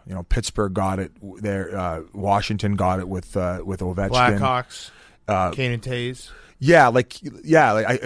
So Taves was a third overall pick. Mm-hmm. I want to say Kane was first. Yeah, so they were fortunate because even that third overall pick sometimes it doesn't end up panning out. Yeah. It's dicey. Yeah. It's very dicey. I mean, and not to take anything away from Dylan Strome, but Dylan Strome was a third overall pick for the Coyotes. Kyle Turris, I believe, was a third overall pick for the Coyotes. So I'm really hoping, and it sucks that a team has to go through a year where they're going to lose as much as they're probably going to lose, but for the betterment of the organization, tank for Shane Wright. Okay. So what's his game like? Shane-O. Is he a Shane-O? Yeah, we got to give him a nickname right now. Or Wrightsky. Or Shane-O? I like Shane-O. Shanesky? Whatever the fuck you guys want. You guys are the nickname guys. I don't give a shit. Righto. Shane Nasty? Shane Nasty. Shane Nasty. We got it, boys. We got it. Well, yeah, what's his game like? He's going to have to What do we fuck a expect? donkey like you did in AHL What? to get Shane Nasty. You fucking sandbagging son of a bitch. One donkey? Just one? Oh, yeah, you got to slay a few. You went to that barn. Yeah, got to slay a few. Yeah. What is it? What is the term? You got to slay a few Gotta dragons to get to the princess. Got to kiss a few frogs to get your prince. Just so people know, you gotta- I was actually talking a Yeah. literal donkey. Yeah, you got to That was Hideki an no animal Domo a few donkey. frogs in order to get to the. All of a sudden, Billy's like, "That's not so bad." Like, Yeah, Billy fucks frogs. Did you know that? Oh, about you're a him? frog fucker? Yeah, for Oh, real. Yeah. Like, actually, you'd fit right into the A. Can you fight? Yeah. No. War mode. undetermined. War mode. Well, you fucking built. I don't even know if we've talked since Dude, you he beat up knocked out Jose. Jose Canseco, Jose. yeah. Jose. He knocked him out. How did that all work out? Did you end up making some pretty good coin off that? We did talk. After that? Yeah. We were at the Whitney CTE Cup. works. What are we on to Yeah. next? All right, so Shane Nasty, that would be sick. Yep. The Sabres are the best team in the NHL right now. We're only 1 week in. That's not going to happen. No, we didn't expect that. The whole team's on deals for $750K. But I tell you what, an awesome fan base that deserves something to cheer about. But I think that they're going to end up right at the bottom of the basement Again? with the Coyotes. Yeah, Are they going to trade Jack Eichel? they're trying. I don't know how many people who listen to your podcast are kind of all up on the hockey drama. Give it to us. Tell us. So he's dealing with a herniated disc in his neck, right? And fusion surgery has been one that they've relied on to fix what he's going through in the past. Now, that fusion surgery, you don't always know what you're going to get, where a lot of guys end up having to keep re-getting the surgery. I want to say that Tiger Woods did it on his back, and then time over time has continued to have to get fusion surgery. Because you want to be a Navy SEAL. Yeah. There's a new surgery where I want to say it's a 4-month recovery where they do like a disc replacement. Ugh. And I know it's like It sounds terrible. yeah. I guess the issue that the organization's having with it is that it's never been done on a hockey player, and so they have nothing to base it off of where the fusion surgery has. So they want him to get that fusion surgery, and they have final say because they're paying his salary. Where you're allowed to get a second opinion in the NHL. Oftentimes, there's not much bickering back and forth because you're talking maybe about like a broken ankle or something that's not as severe as like a herniated disc in your neck. And they're in a battle right now because he wants to get this disc replacement surgery as opposed to the fusion. I don't know if it's the organization being poopy pants about the fact that he's been there. I don't know exactly, but he's been there enough time and done enough good things and played well enough where he's probably like, hey, you guys aren't fixing this problem anytime soon. Our team is shit. We're going to finish in the bottom 5 year after year after year, and I'm miserable. I want to go play on a good team where things are a little easier, where I'm going to win. And I don't know what would be a good example in the football realm to compare it to, but they're at a standstill. It seems like it's eking towards that they're going to end up trading him, but other teams are now a little weary of being like, okay, well, we want to be incentivized where if he does end up getting surgery and he doesn't play that many games and it's maybe a career ender or he's just never the same. If we gave you 4 unbelievable assets for this guy that we thought, so there's risk involved now. Right. And so it's a very sticky situation, and it sucks because it's an Olympic year and this guy is a very special player for Team USA. And there's something about representing your country in the Olympics that hockey players, like, that's like a lot of what they care about. And I think it's eating them alive, and I just hope the situation gets resolved. And the longer it gets backed up, it's probably not going to look like he's going to play in the Olympics. And I know I've been long-winded about this, but it's a shitty situation. What's the recovery time like on the fusion? I think that the fusion is surprisingly, and don't quote me on this, I think you can come back a little bit sooner. It's like a weekend. But this is something that you're probably going to have to keep getting when you're retired. Yeah. And that's what's not sitting well with me as just somebody from the outside looking in, where it's like, well, if a fan wants to be frustrated because he's not taking the team's advice, it's like, well, I get that they paid him a big contract that's going to last for 8 years at $10 million a year. But I also don't think this guy should be forced to making a commitment that's going to last him to make a decision for the rest of his life as far as his health is concerned. It sounds like NBA players when they have the knee surgery and it's like they could get the long surgery or they get it cleaned up, knowing that eventually, like Dwayne Wade, his knees are like bone on bone because he always went with the shorter version of the surgery and like getting him back on the court as quickly as possible. So it's And I think as an athlete, sometimes like I played on a torn ACL, right, and then I ended up tearing my other one. Big deal. No, I'm tough. Hey, Tommy, tough guy over here. Biz forgets to tell the part that he's too dumb to realize he had a torn ACL.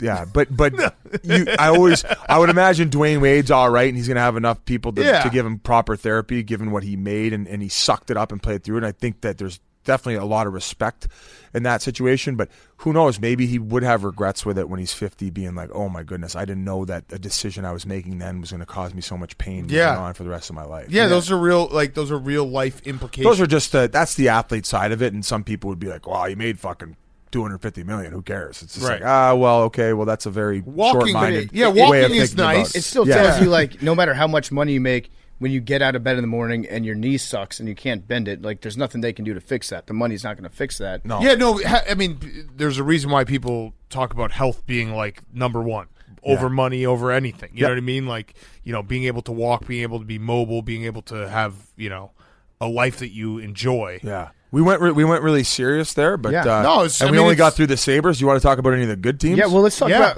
the Maple Leafs. Sabres they're good right now. They're winning right now. Let's talk about the Leafs though, because the Leafs, it was another year of the same old for the Leafs last year. Big expectations.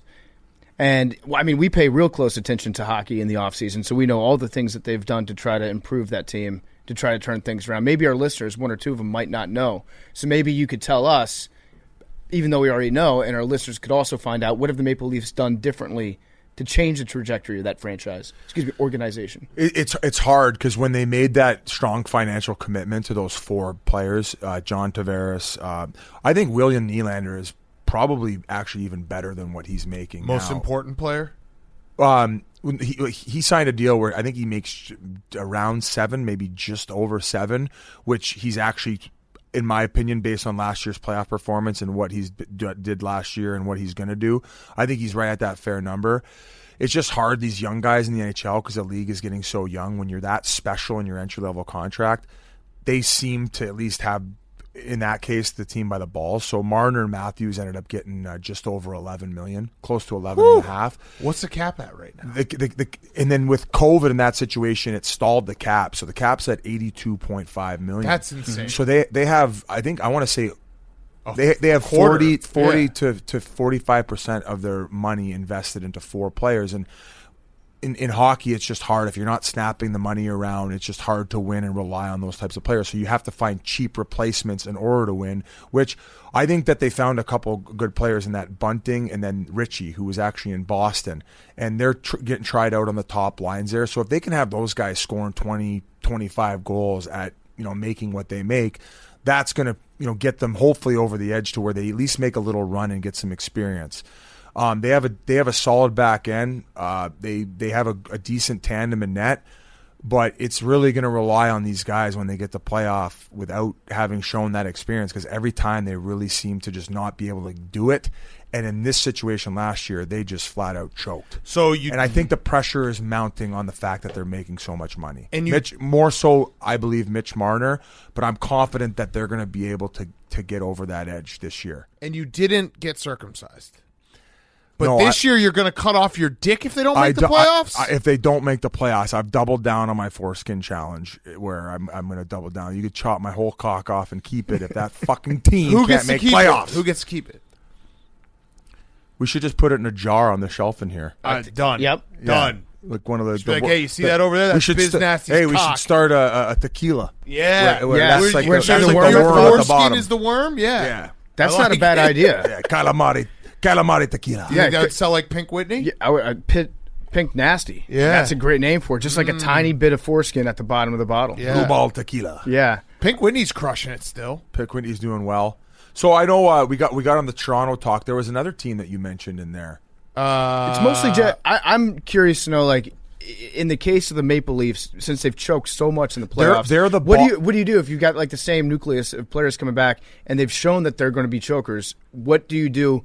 You're a glue guy. You probably had all the unorthodox ideas about, like, let's go out and get into a fight. Let's do something a little bit different. make the blood start pumping a little heavier. They're going through something similar to what Washington did, where they had that strong core early on, but they had to just figure out and move some pieces, right? They had Mike Green was their defenseman when you were probably started cheering for them when you were wearing your Jankos. That's not true. I started cheering for him back when they had Chris Simon. Well, yeah, Bonsai. when he was slashing guys in All the those head. guys. No, before he did that. Oh, before it? I think he Disavowed. Yeah, I disavowed him before he did that. I just knew he was going to. But no, Mike Green was a guy that he was great for the regular season where he'd score a bunch of goals defensively. And then the playoffs, it's like you're going to need somebody that can actually put the clamps on the other team's best scorer if he's going to be your star defender. Here's how I'd summarize it. You remember those years where Boston hadn't won for so long, and all of a sudden they were down, I think, 3-0 to the Yankees. Oh, yeah. And they ended up coming back in that series, and that's what propelled them to eventually end up winning that title. And now they got over the hump, so now they're good as of late. Toronto needs that moment. They're going to have to seize that moment whenever it comes. I thought it was going to be them getting over Montreal with the fact that it even went to 7, but here we are, and I hope that they can, because there's so much fucking pressure on those kids in that city. They deal. They haven't won in a very long time. That's like being a Yankee and making all the money and dealing with the constant pressure. Earning your pinstripes. The league has caught up to the Maple Leafs at this point. Yes. Aaron Boone's words. Biz, you think Sidney Crosby is going to be traded to the Colorado Avalanche? No, I don't actually. The think most southern team in the NHL. The Colorado Southern thing is still up for debate. And Sean, what was the point you made about? We were talking before we started recording, and he was like, "It's more southern than Tennessee," and I'm like, "No, it's not. It's also, again, it's Mountain West. Like that's how you would describe it. It's in Fair. the mountains. Fair. It's neither north nor south. I'm willing It's to mountains. concede, but I don't think it's the stupidest thing ever said on this podcast. No, it you got said blown way out of yeah. proportion. But it was I've been getting memed to death over it. this. Yeah. Mehmed. I've been getting Mehmed, as we would All say. right, but Crosby to the south. I thought that maybe like the fact that like the Penguins were maybe tailing off a little bit, they'd consider it. I don't think that they would ever do it because Mario has came out and said that they'll probably never move him, and usually when he says that's probably going to be the case. I was just getting more in fantasy land the fact that it would have been cool if him and Nate McKinnon would have collabed and got together and played on the same team. What's up with the Avalanche? Because that was another team last year. It felt like they were going to roll through the playoffs, and then they hit one bump in the road, and it was just over like that. That just shows the parity in the NHL and how you got to be clicking at the right time when playoffs times come around. And yeah, they ran into the Vegas Golden Knights, who they shut down that top line. I thought their defense let them down a little bit, and maybe Grubauer wasn't the guy in net. So Grubauer wanted a big contract this offseason. They moved on. They actually ended up picking up Darcy Kemper from the Arizona Coyotes, who I believe is he's going to probably be an Olympian this year, and he's one of the best goalies in the league. So like I said with Toronto, they moved a few pieces to see, hey, is this the way that the puzzle's going to fit now? Got it. What about Seattle, the Kraken? Are we believers in the Kraken? I like now? their jerseys. Their jerseys are sick. They're so you know what I sick. really liked about the Kraken is night one, they came out there, they scrapped. It's like, we're going to fight. We're going to establish ourselves as being like there's some Kraken pride. Also, I know that you have to Oh, be you talking about the fan? What you see the Yeah, fan the fight? fan got in a that fight, was too. in Nashville, so Yeah. that was a couple games into the season. But like, how could you be fighting over a team that you've been rooting for 1 month? That's what I love about it. Yeah. It's like they know that the weight of the future of their 'Cause they're the franchise is on Kraken. them, Yeah. and they have to set a tone right off the bat. They're establishing a culture. Also, I don't want to tell. I Crack culture. know you work for the NHL, so I'm not trying to bash the NHL in any way. But it was a very MLB type move in the worst sense to have opening night the Kraken not at home. I tuned in. I was like, can't wait to see Seattle. Oh, the Kraken are in Las Vegas. Oh, I think either way it doesn't matter. Well, yeah, I mean, that was. How about the show that Vegas puts on? Yeah, That's- but It would have been I nice. thought think about that- this too. Big Cat, it's like they get a second pop though. There you Everyone's go. All tuned right. in for opening night, and Thank then you, in Hank. like a week. When is their They'll get opening that night? opening the night brains in behind the Seattle. podcast All right, speaks. all right. So now I literally tuned this in is being what like, this is can't what wait to see opening it. day of baseball is. Fucking 20 milligrams Cialis, and then day two it's like bloop, Yeah. Can't get it up. So you think we're going to get 20 milligrams of Cialis when we open up the Kraken's new place? 100%. Crackhead tilts in the crowd. I bet you no way fans even consider going there now because they're coming and swinging. Hostile territory. Well, we know that in Seattle, it's a mutual combat state. Yeah. You can elect to fight somebody, and as long as they agree to fist fight you, no weapons involved, it's not illegal. That's Yeah, not- they have an octagon on the concourse. Yes. that Yeah. you can just sign up for, and just that's show you know up. you go to the bar, you ride the bull. That's Yep. how they do it with the crackheads. Are they actually going to be good, though? I think they're going to be competitive. They got a bunch of like crafty hockey players, so they because of the rules that they set up in place. And I was talking to someone recently about this when Atlanta ended up getting a team. Well, they didn't really set them up for success. Where people were probably like, okay, well they're losing off the hop, and they're really never able to get. What about Danny Heatley? Yeah, they were able to get a few of those like generational type players. They ended up getting Kovalchuk, I believe Marian Hossa was there for a little bit, but they weren't able to assemble a good team. With the way that they've structured it, and you saw with the Golden Knights, they were competitive in that first year. That teams have to give up that really solid third line player, and guys who maybe never got the opportunity on these good teams because their top six were so good. Where maybe if they were given a little bit more time and a little bit more power play time, they would be able to contribute and put up points very similar to what other teams in the top six can do. Mm-hmm. And I think that they did this. They got hit by the COVID bug early on. So I personally don't think that they're going to make playoffs, even though they're in the weakest division in the NHL. I think that they're going to be a cusp team, but then they're going to be able to ditch some assets at the deadline in order to acquire more. And I think that they're going to be a very good team with a very, very solid foundation as far as the fan base. They did a really good job with the jerseys and the color scheme. I love it. I think it's awesome. And Yes. I can't wait to They watch crushed the it, first all night. the social, everything. Yeah. Saturday night against Vancouver. There we go. And Border battle up there. That's Which- a border battle. Border Big time. battle. A weird thing that I didn't even realize until yesterday, and I'd love for you to explain to me what's going on with the Islanders. They are starting the season with 18 road games. 13 road games. 18. Can you look that up? Marty Mush told me 18, so maybe it's not right. Can I just you look want that up? I want a Can you look that up? clarification. 13? I want to keep this You guy in his probably pose. are right. 13? 13. Sorry, 13 road games. All right, Marty we can Mush, thank you, continue. you fucking loser. He said 18. 13 road games. That's crazy, though. That is. That's insane. Yeah, a lot of rubbers on the road. What? You got to pack a lot of rubbers for the road. Yeah, that's true. That's a fact. is So That's it like just- one of your carry-ons. Yeah, is that Yeah. just like a communal? You have a fishbowl? Yeah. It's like the Olympics where they kind of just put them in the village. Yep. Yeah. And they're done after 2 days. What was at what point though is the road trip like? That's got to wear on them by game 7. Yeah, Right? because you're basically on the road for a solid, I would say, month.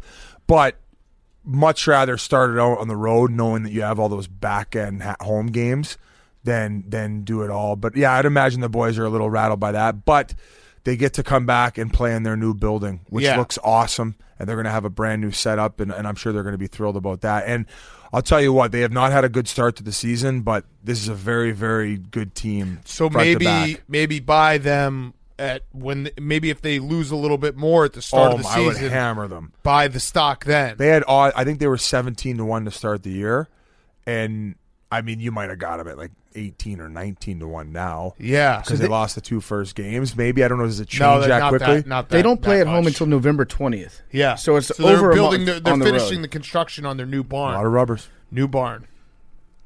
What about Lot of the rubbers. Rangers? Did they actually fix the problems that they had? Because I saw they had Reeves, They were right? playing a little bit of tummy sticks there in the first game. I thought Revo was going to come out, and then they had Ovi mic'd up, and they were like, "Hey, how's your summer going, pal?" Haha. Yep. By the way, how about that first game by Ovi? Pretty good. Mm-hmm. Rumors of his demise were inaccurately reported. Those were premature. Ovi's back because he can stay in his office and score goals for the next 5 years. I think he's going to pass Wayne Gretzky.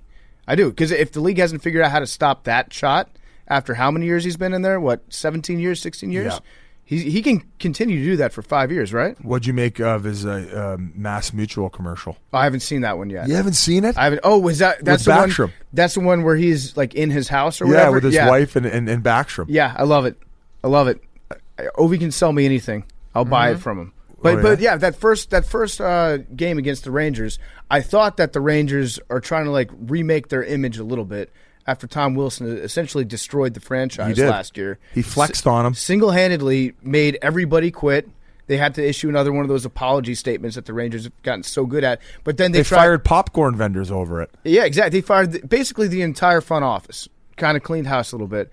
Now they brought in Reeves to try to be like, hey, we're not going to get pushed around anymore.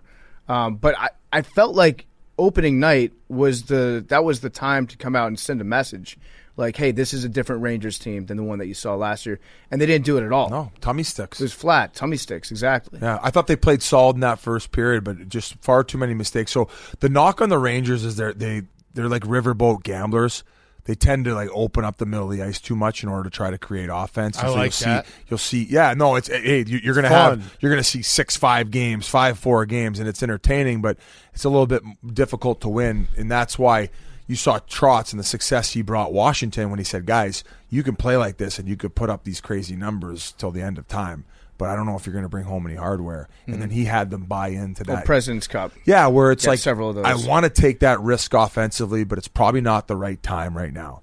And I think that Gerard Gallant will help them out eventually, and they'll figure out the way. They still got a lot of young guys in that lineup too. So if they can start figuring it out and make contributions, I've been bullish on the Rangers. I said that they're going to make playoffs. I said that Washington's not. I'm looking like a fucking idiot right now because Washington looked really good in that first game. But I'm still confident in this Rangers squad. What about the Lightning? How are the Lightning cheating this year? They're not. They have to replenish that bottom six. Yeah, they're not. Everybody was all poopy pants about the long-term IR situation. Yeah, I was poopy pants. I guess it's a way around it, just like it is the state. I consider the state tax thing a way to get around signing guys cheaper. Yep. So they kind of had the best of both worlds. But hey, if you can manipulate the rules, man, The Hawks. that's how the Patriots won 7 titles, or did they win 6?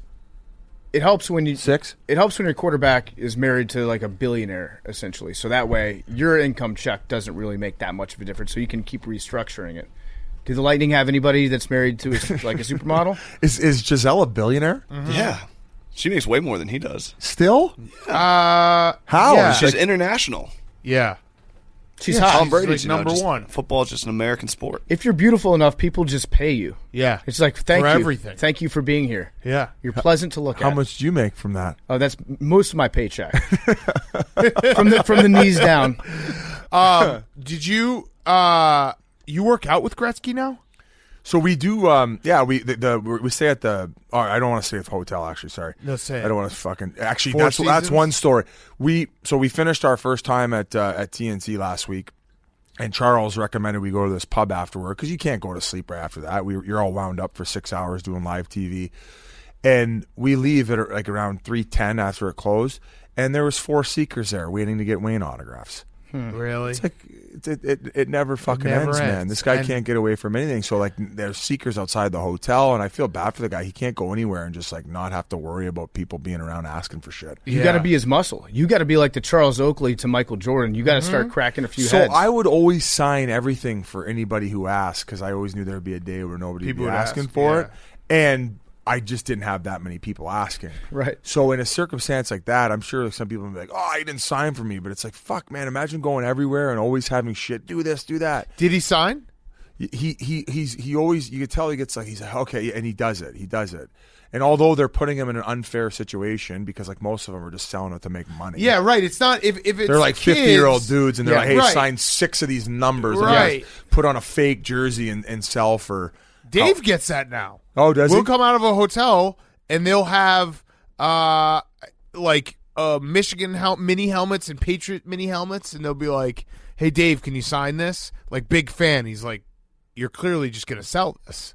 And like- and he still does it. I think he's made a rule that if he can tell that you're not actually a fan, he won't sign it. Fair. Which I think is fair. Yeah, because If you you're got- just doing it If to you got profit. 6 of those ice cream helmets that you sign, Right. and then you keep Right. his antiques. But you know Right, what I'm but saying? Like, he- if once or twice you step in between one of these guys and Wayne and be like, "Hey, buddy, not today," and maybe crack one of them in the nose, send a message.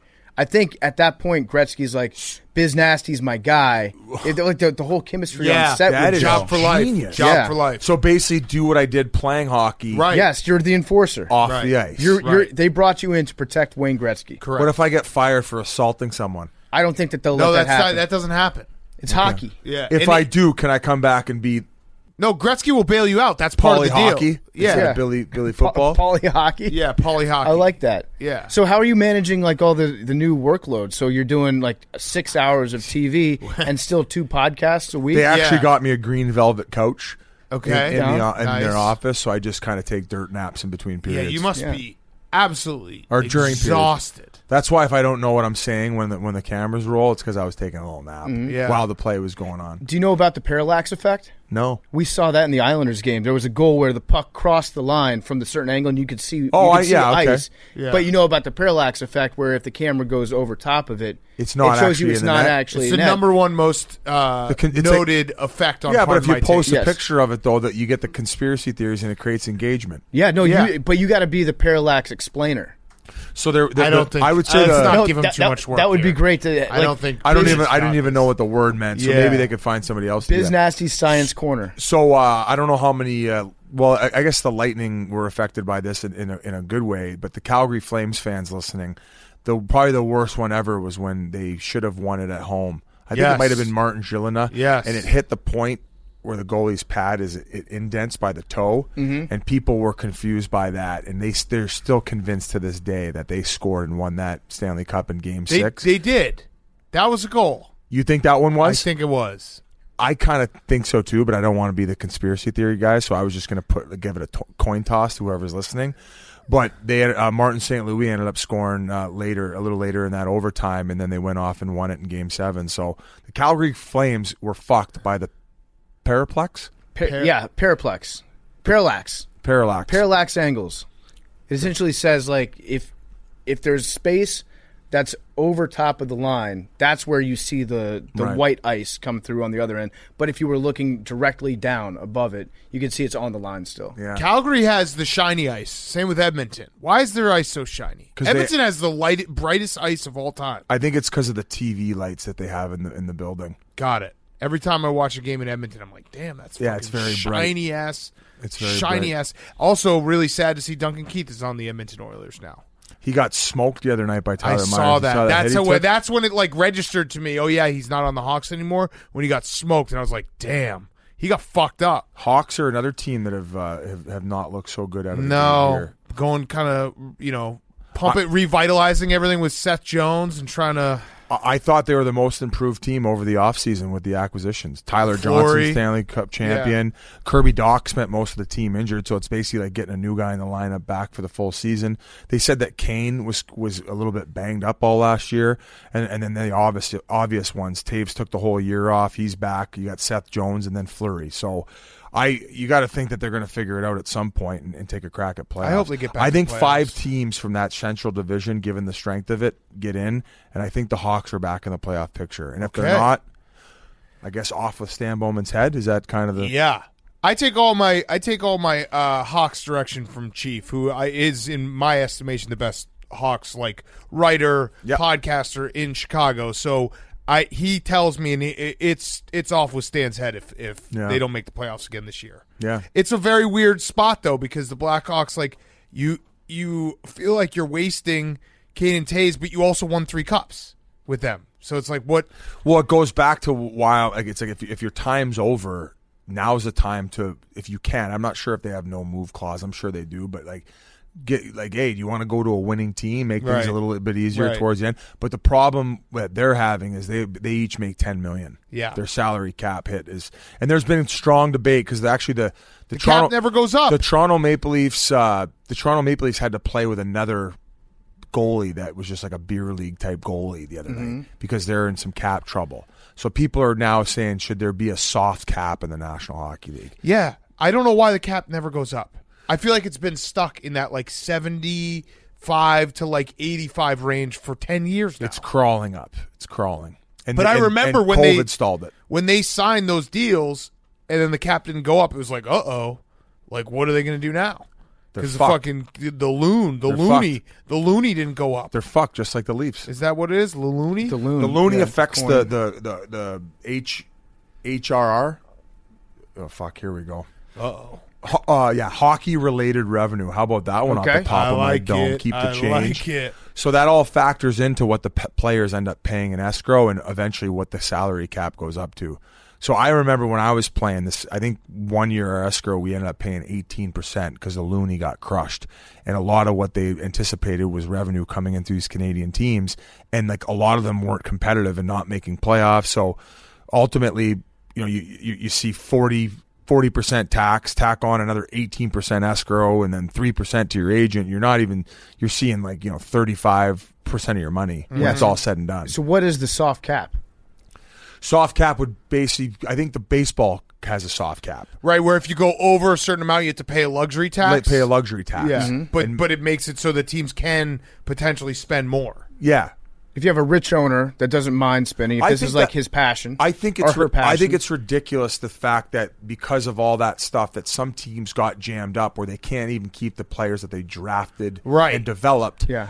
Where, I get going to buy all these free agents from other places like the Yankees normally do. That seems to be a Yankee trait. I don't know who else in baseball follows that. But I think that in that case, maybe they can eliminate that or penalize that more. I just feel that if you're drafting and developing players and then you're being punished for it because you were bad for so long and now you got the guys and it's like, oh, fuck, I can't even keep them all to keep a good team for at least a couple of years because I can't afford them because the league's cap isn't going up. Yeah. Seems a little bit contradictory. I agree. I agree. So, because then maybe when those small markets, when the time did come around, they could say, fuck, fine, we are going to pay those guys and we can establish ourselves as a hockey city. Yeah.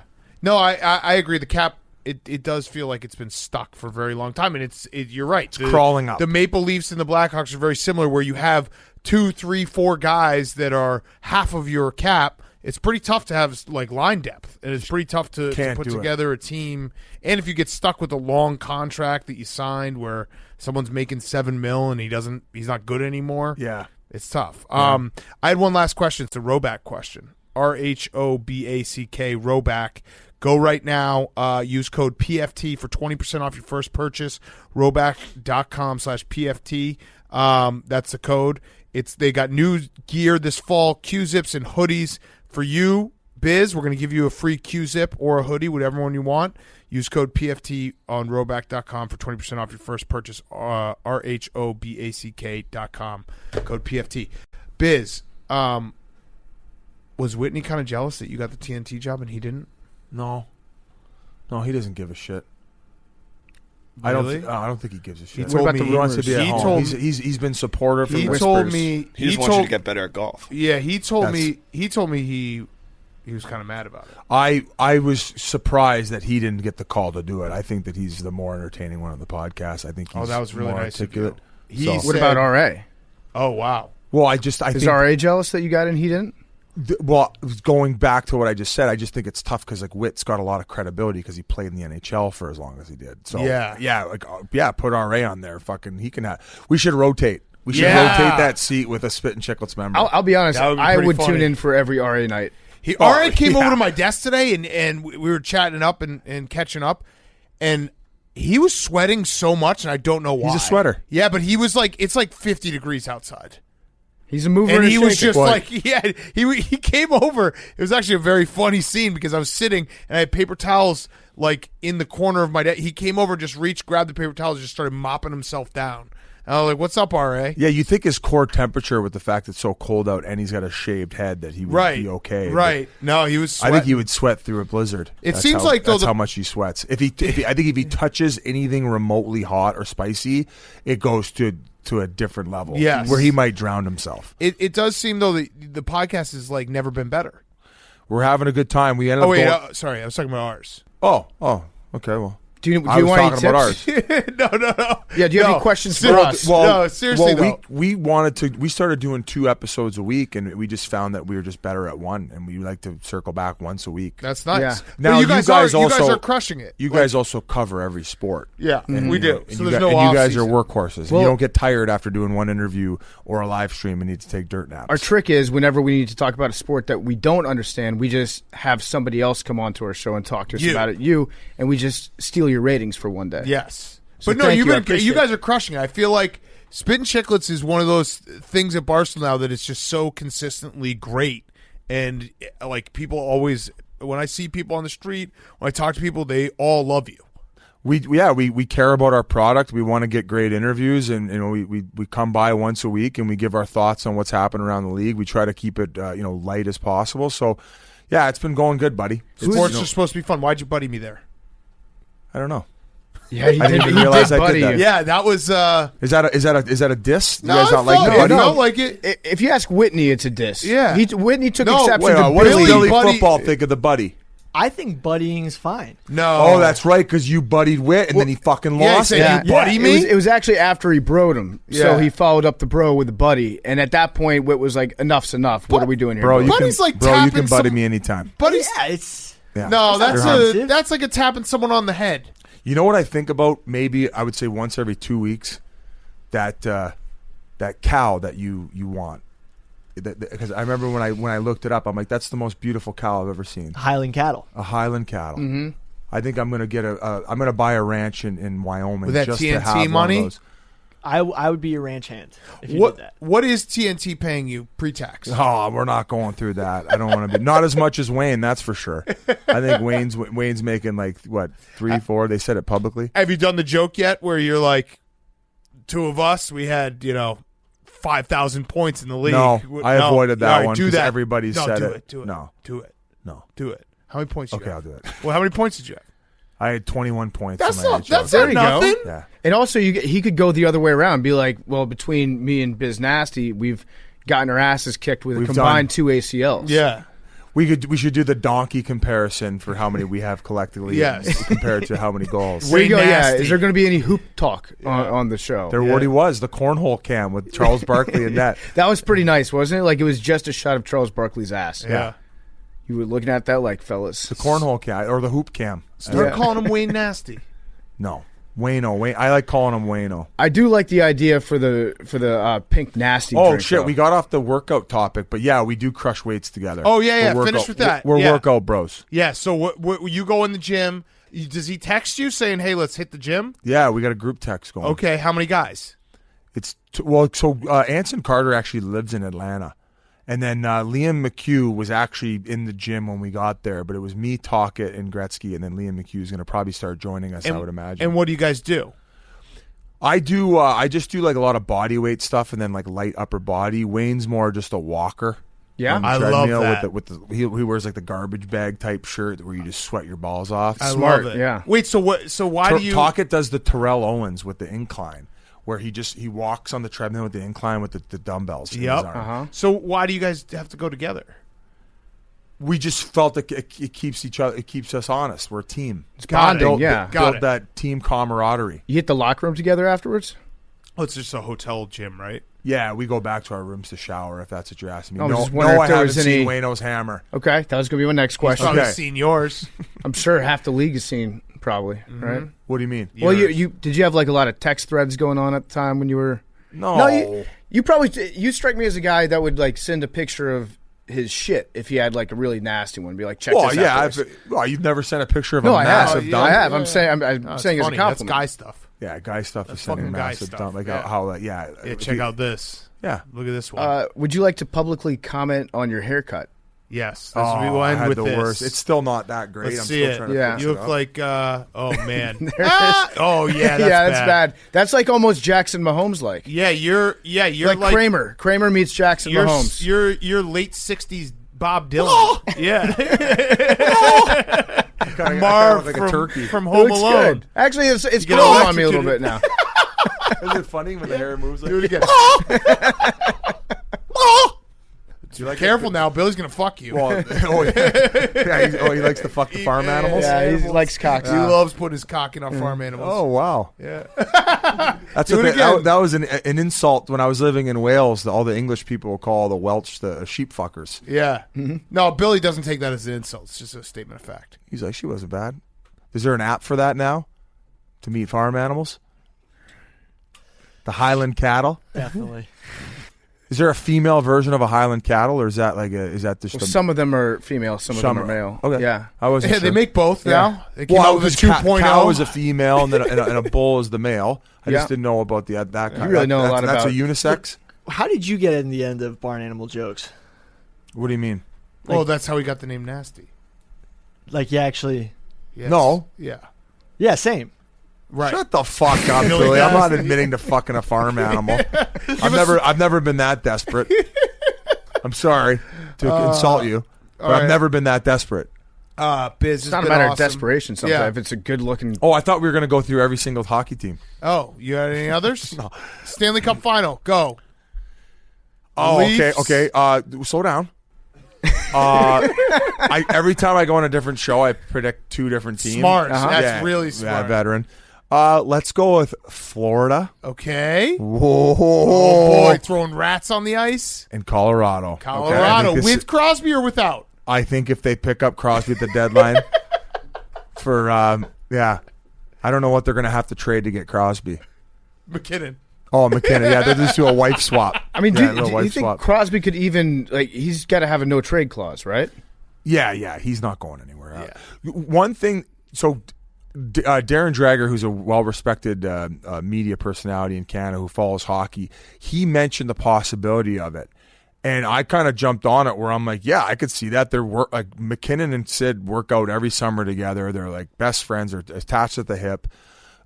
Pittsburgh's maybe treading in the other way, although they did win the division last year, I believe, and they've got off to a good start without Malkin and Crosby in the lineup. So who knows? Who knows? When you have those two guys, they could end up turning around and winning it, because when they won their second cup together, Letang was injured. Matt Murray played out of his mind, and yeah, they had some great other pieces, but nothing that, Phil Kessel stepped up and contributed. But it was like Sid and Gino were just riding this wave where they were just unstoppable, controlling the middle of the ice.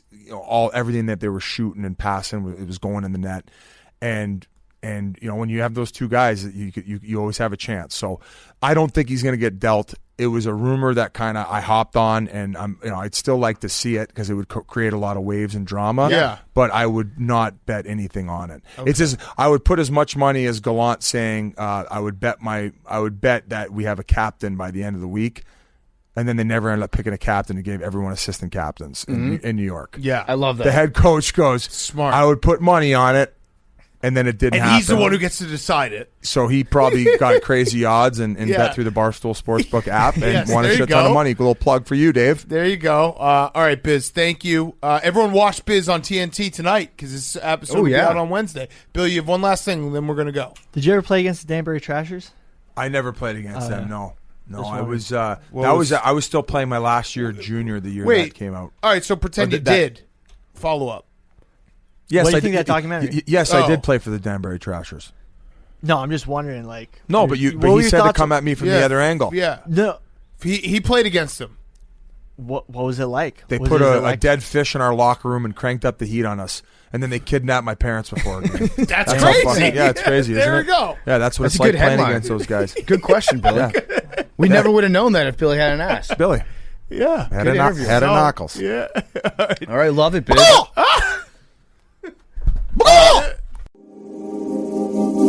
That interview with Paul Missed the Net was brought to you by our great friends over at Get Upside.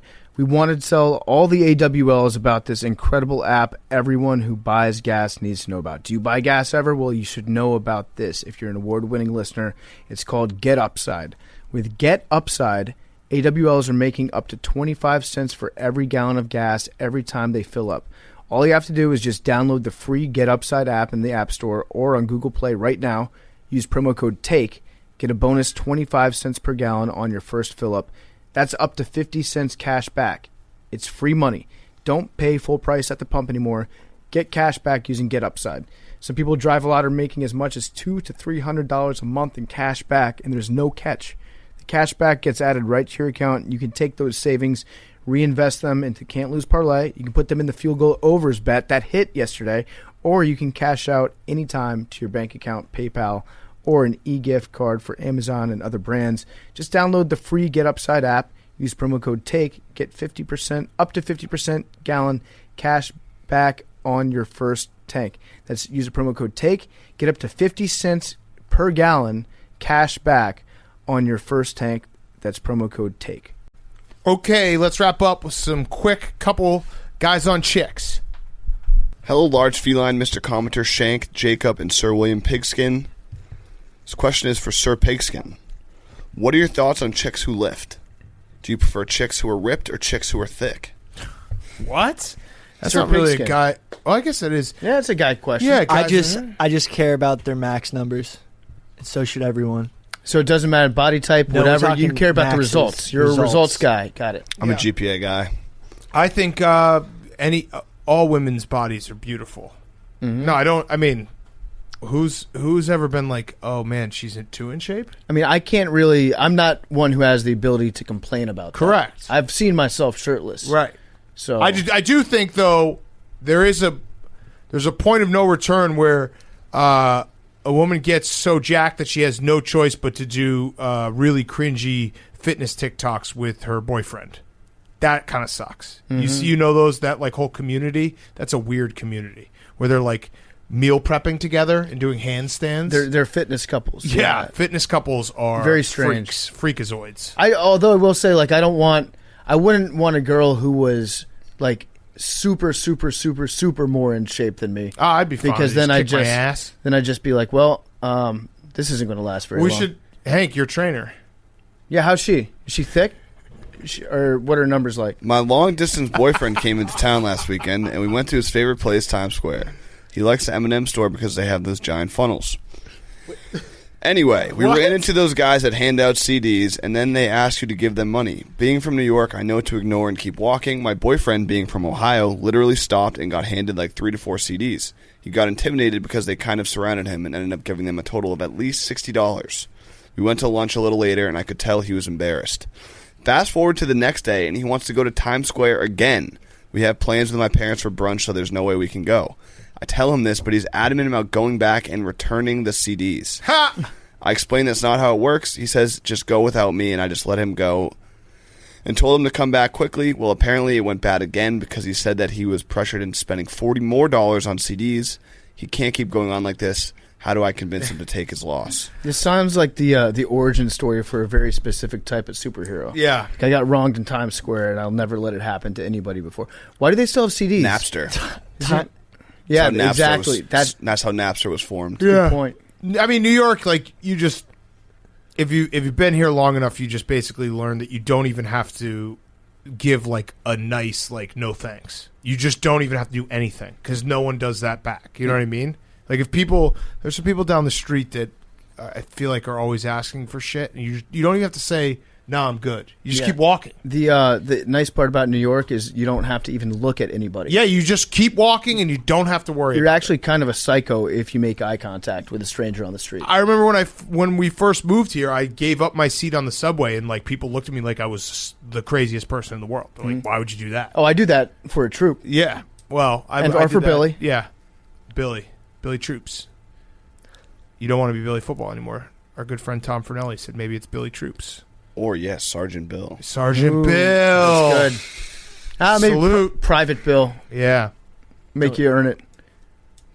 Liking Times Square is a red flag in itself. Yeah. But I guess if you've never been in New York, you'd think maybe this is cool once. Billy, do you know what the military chain of command is? Private is very low. Mm-hmm.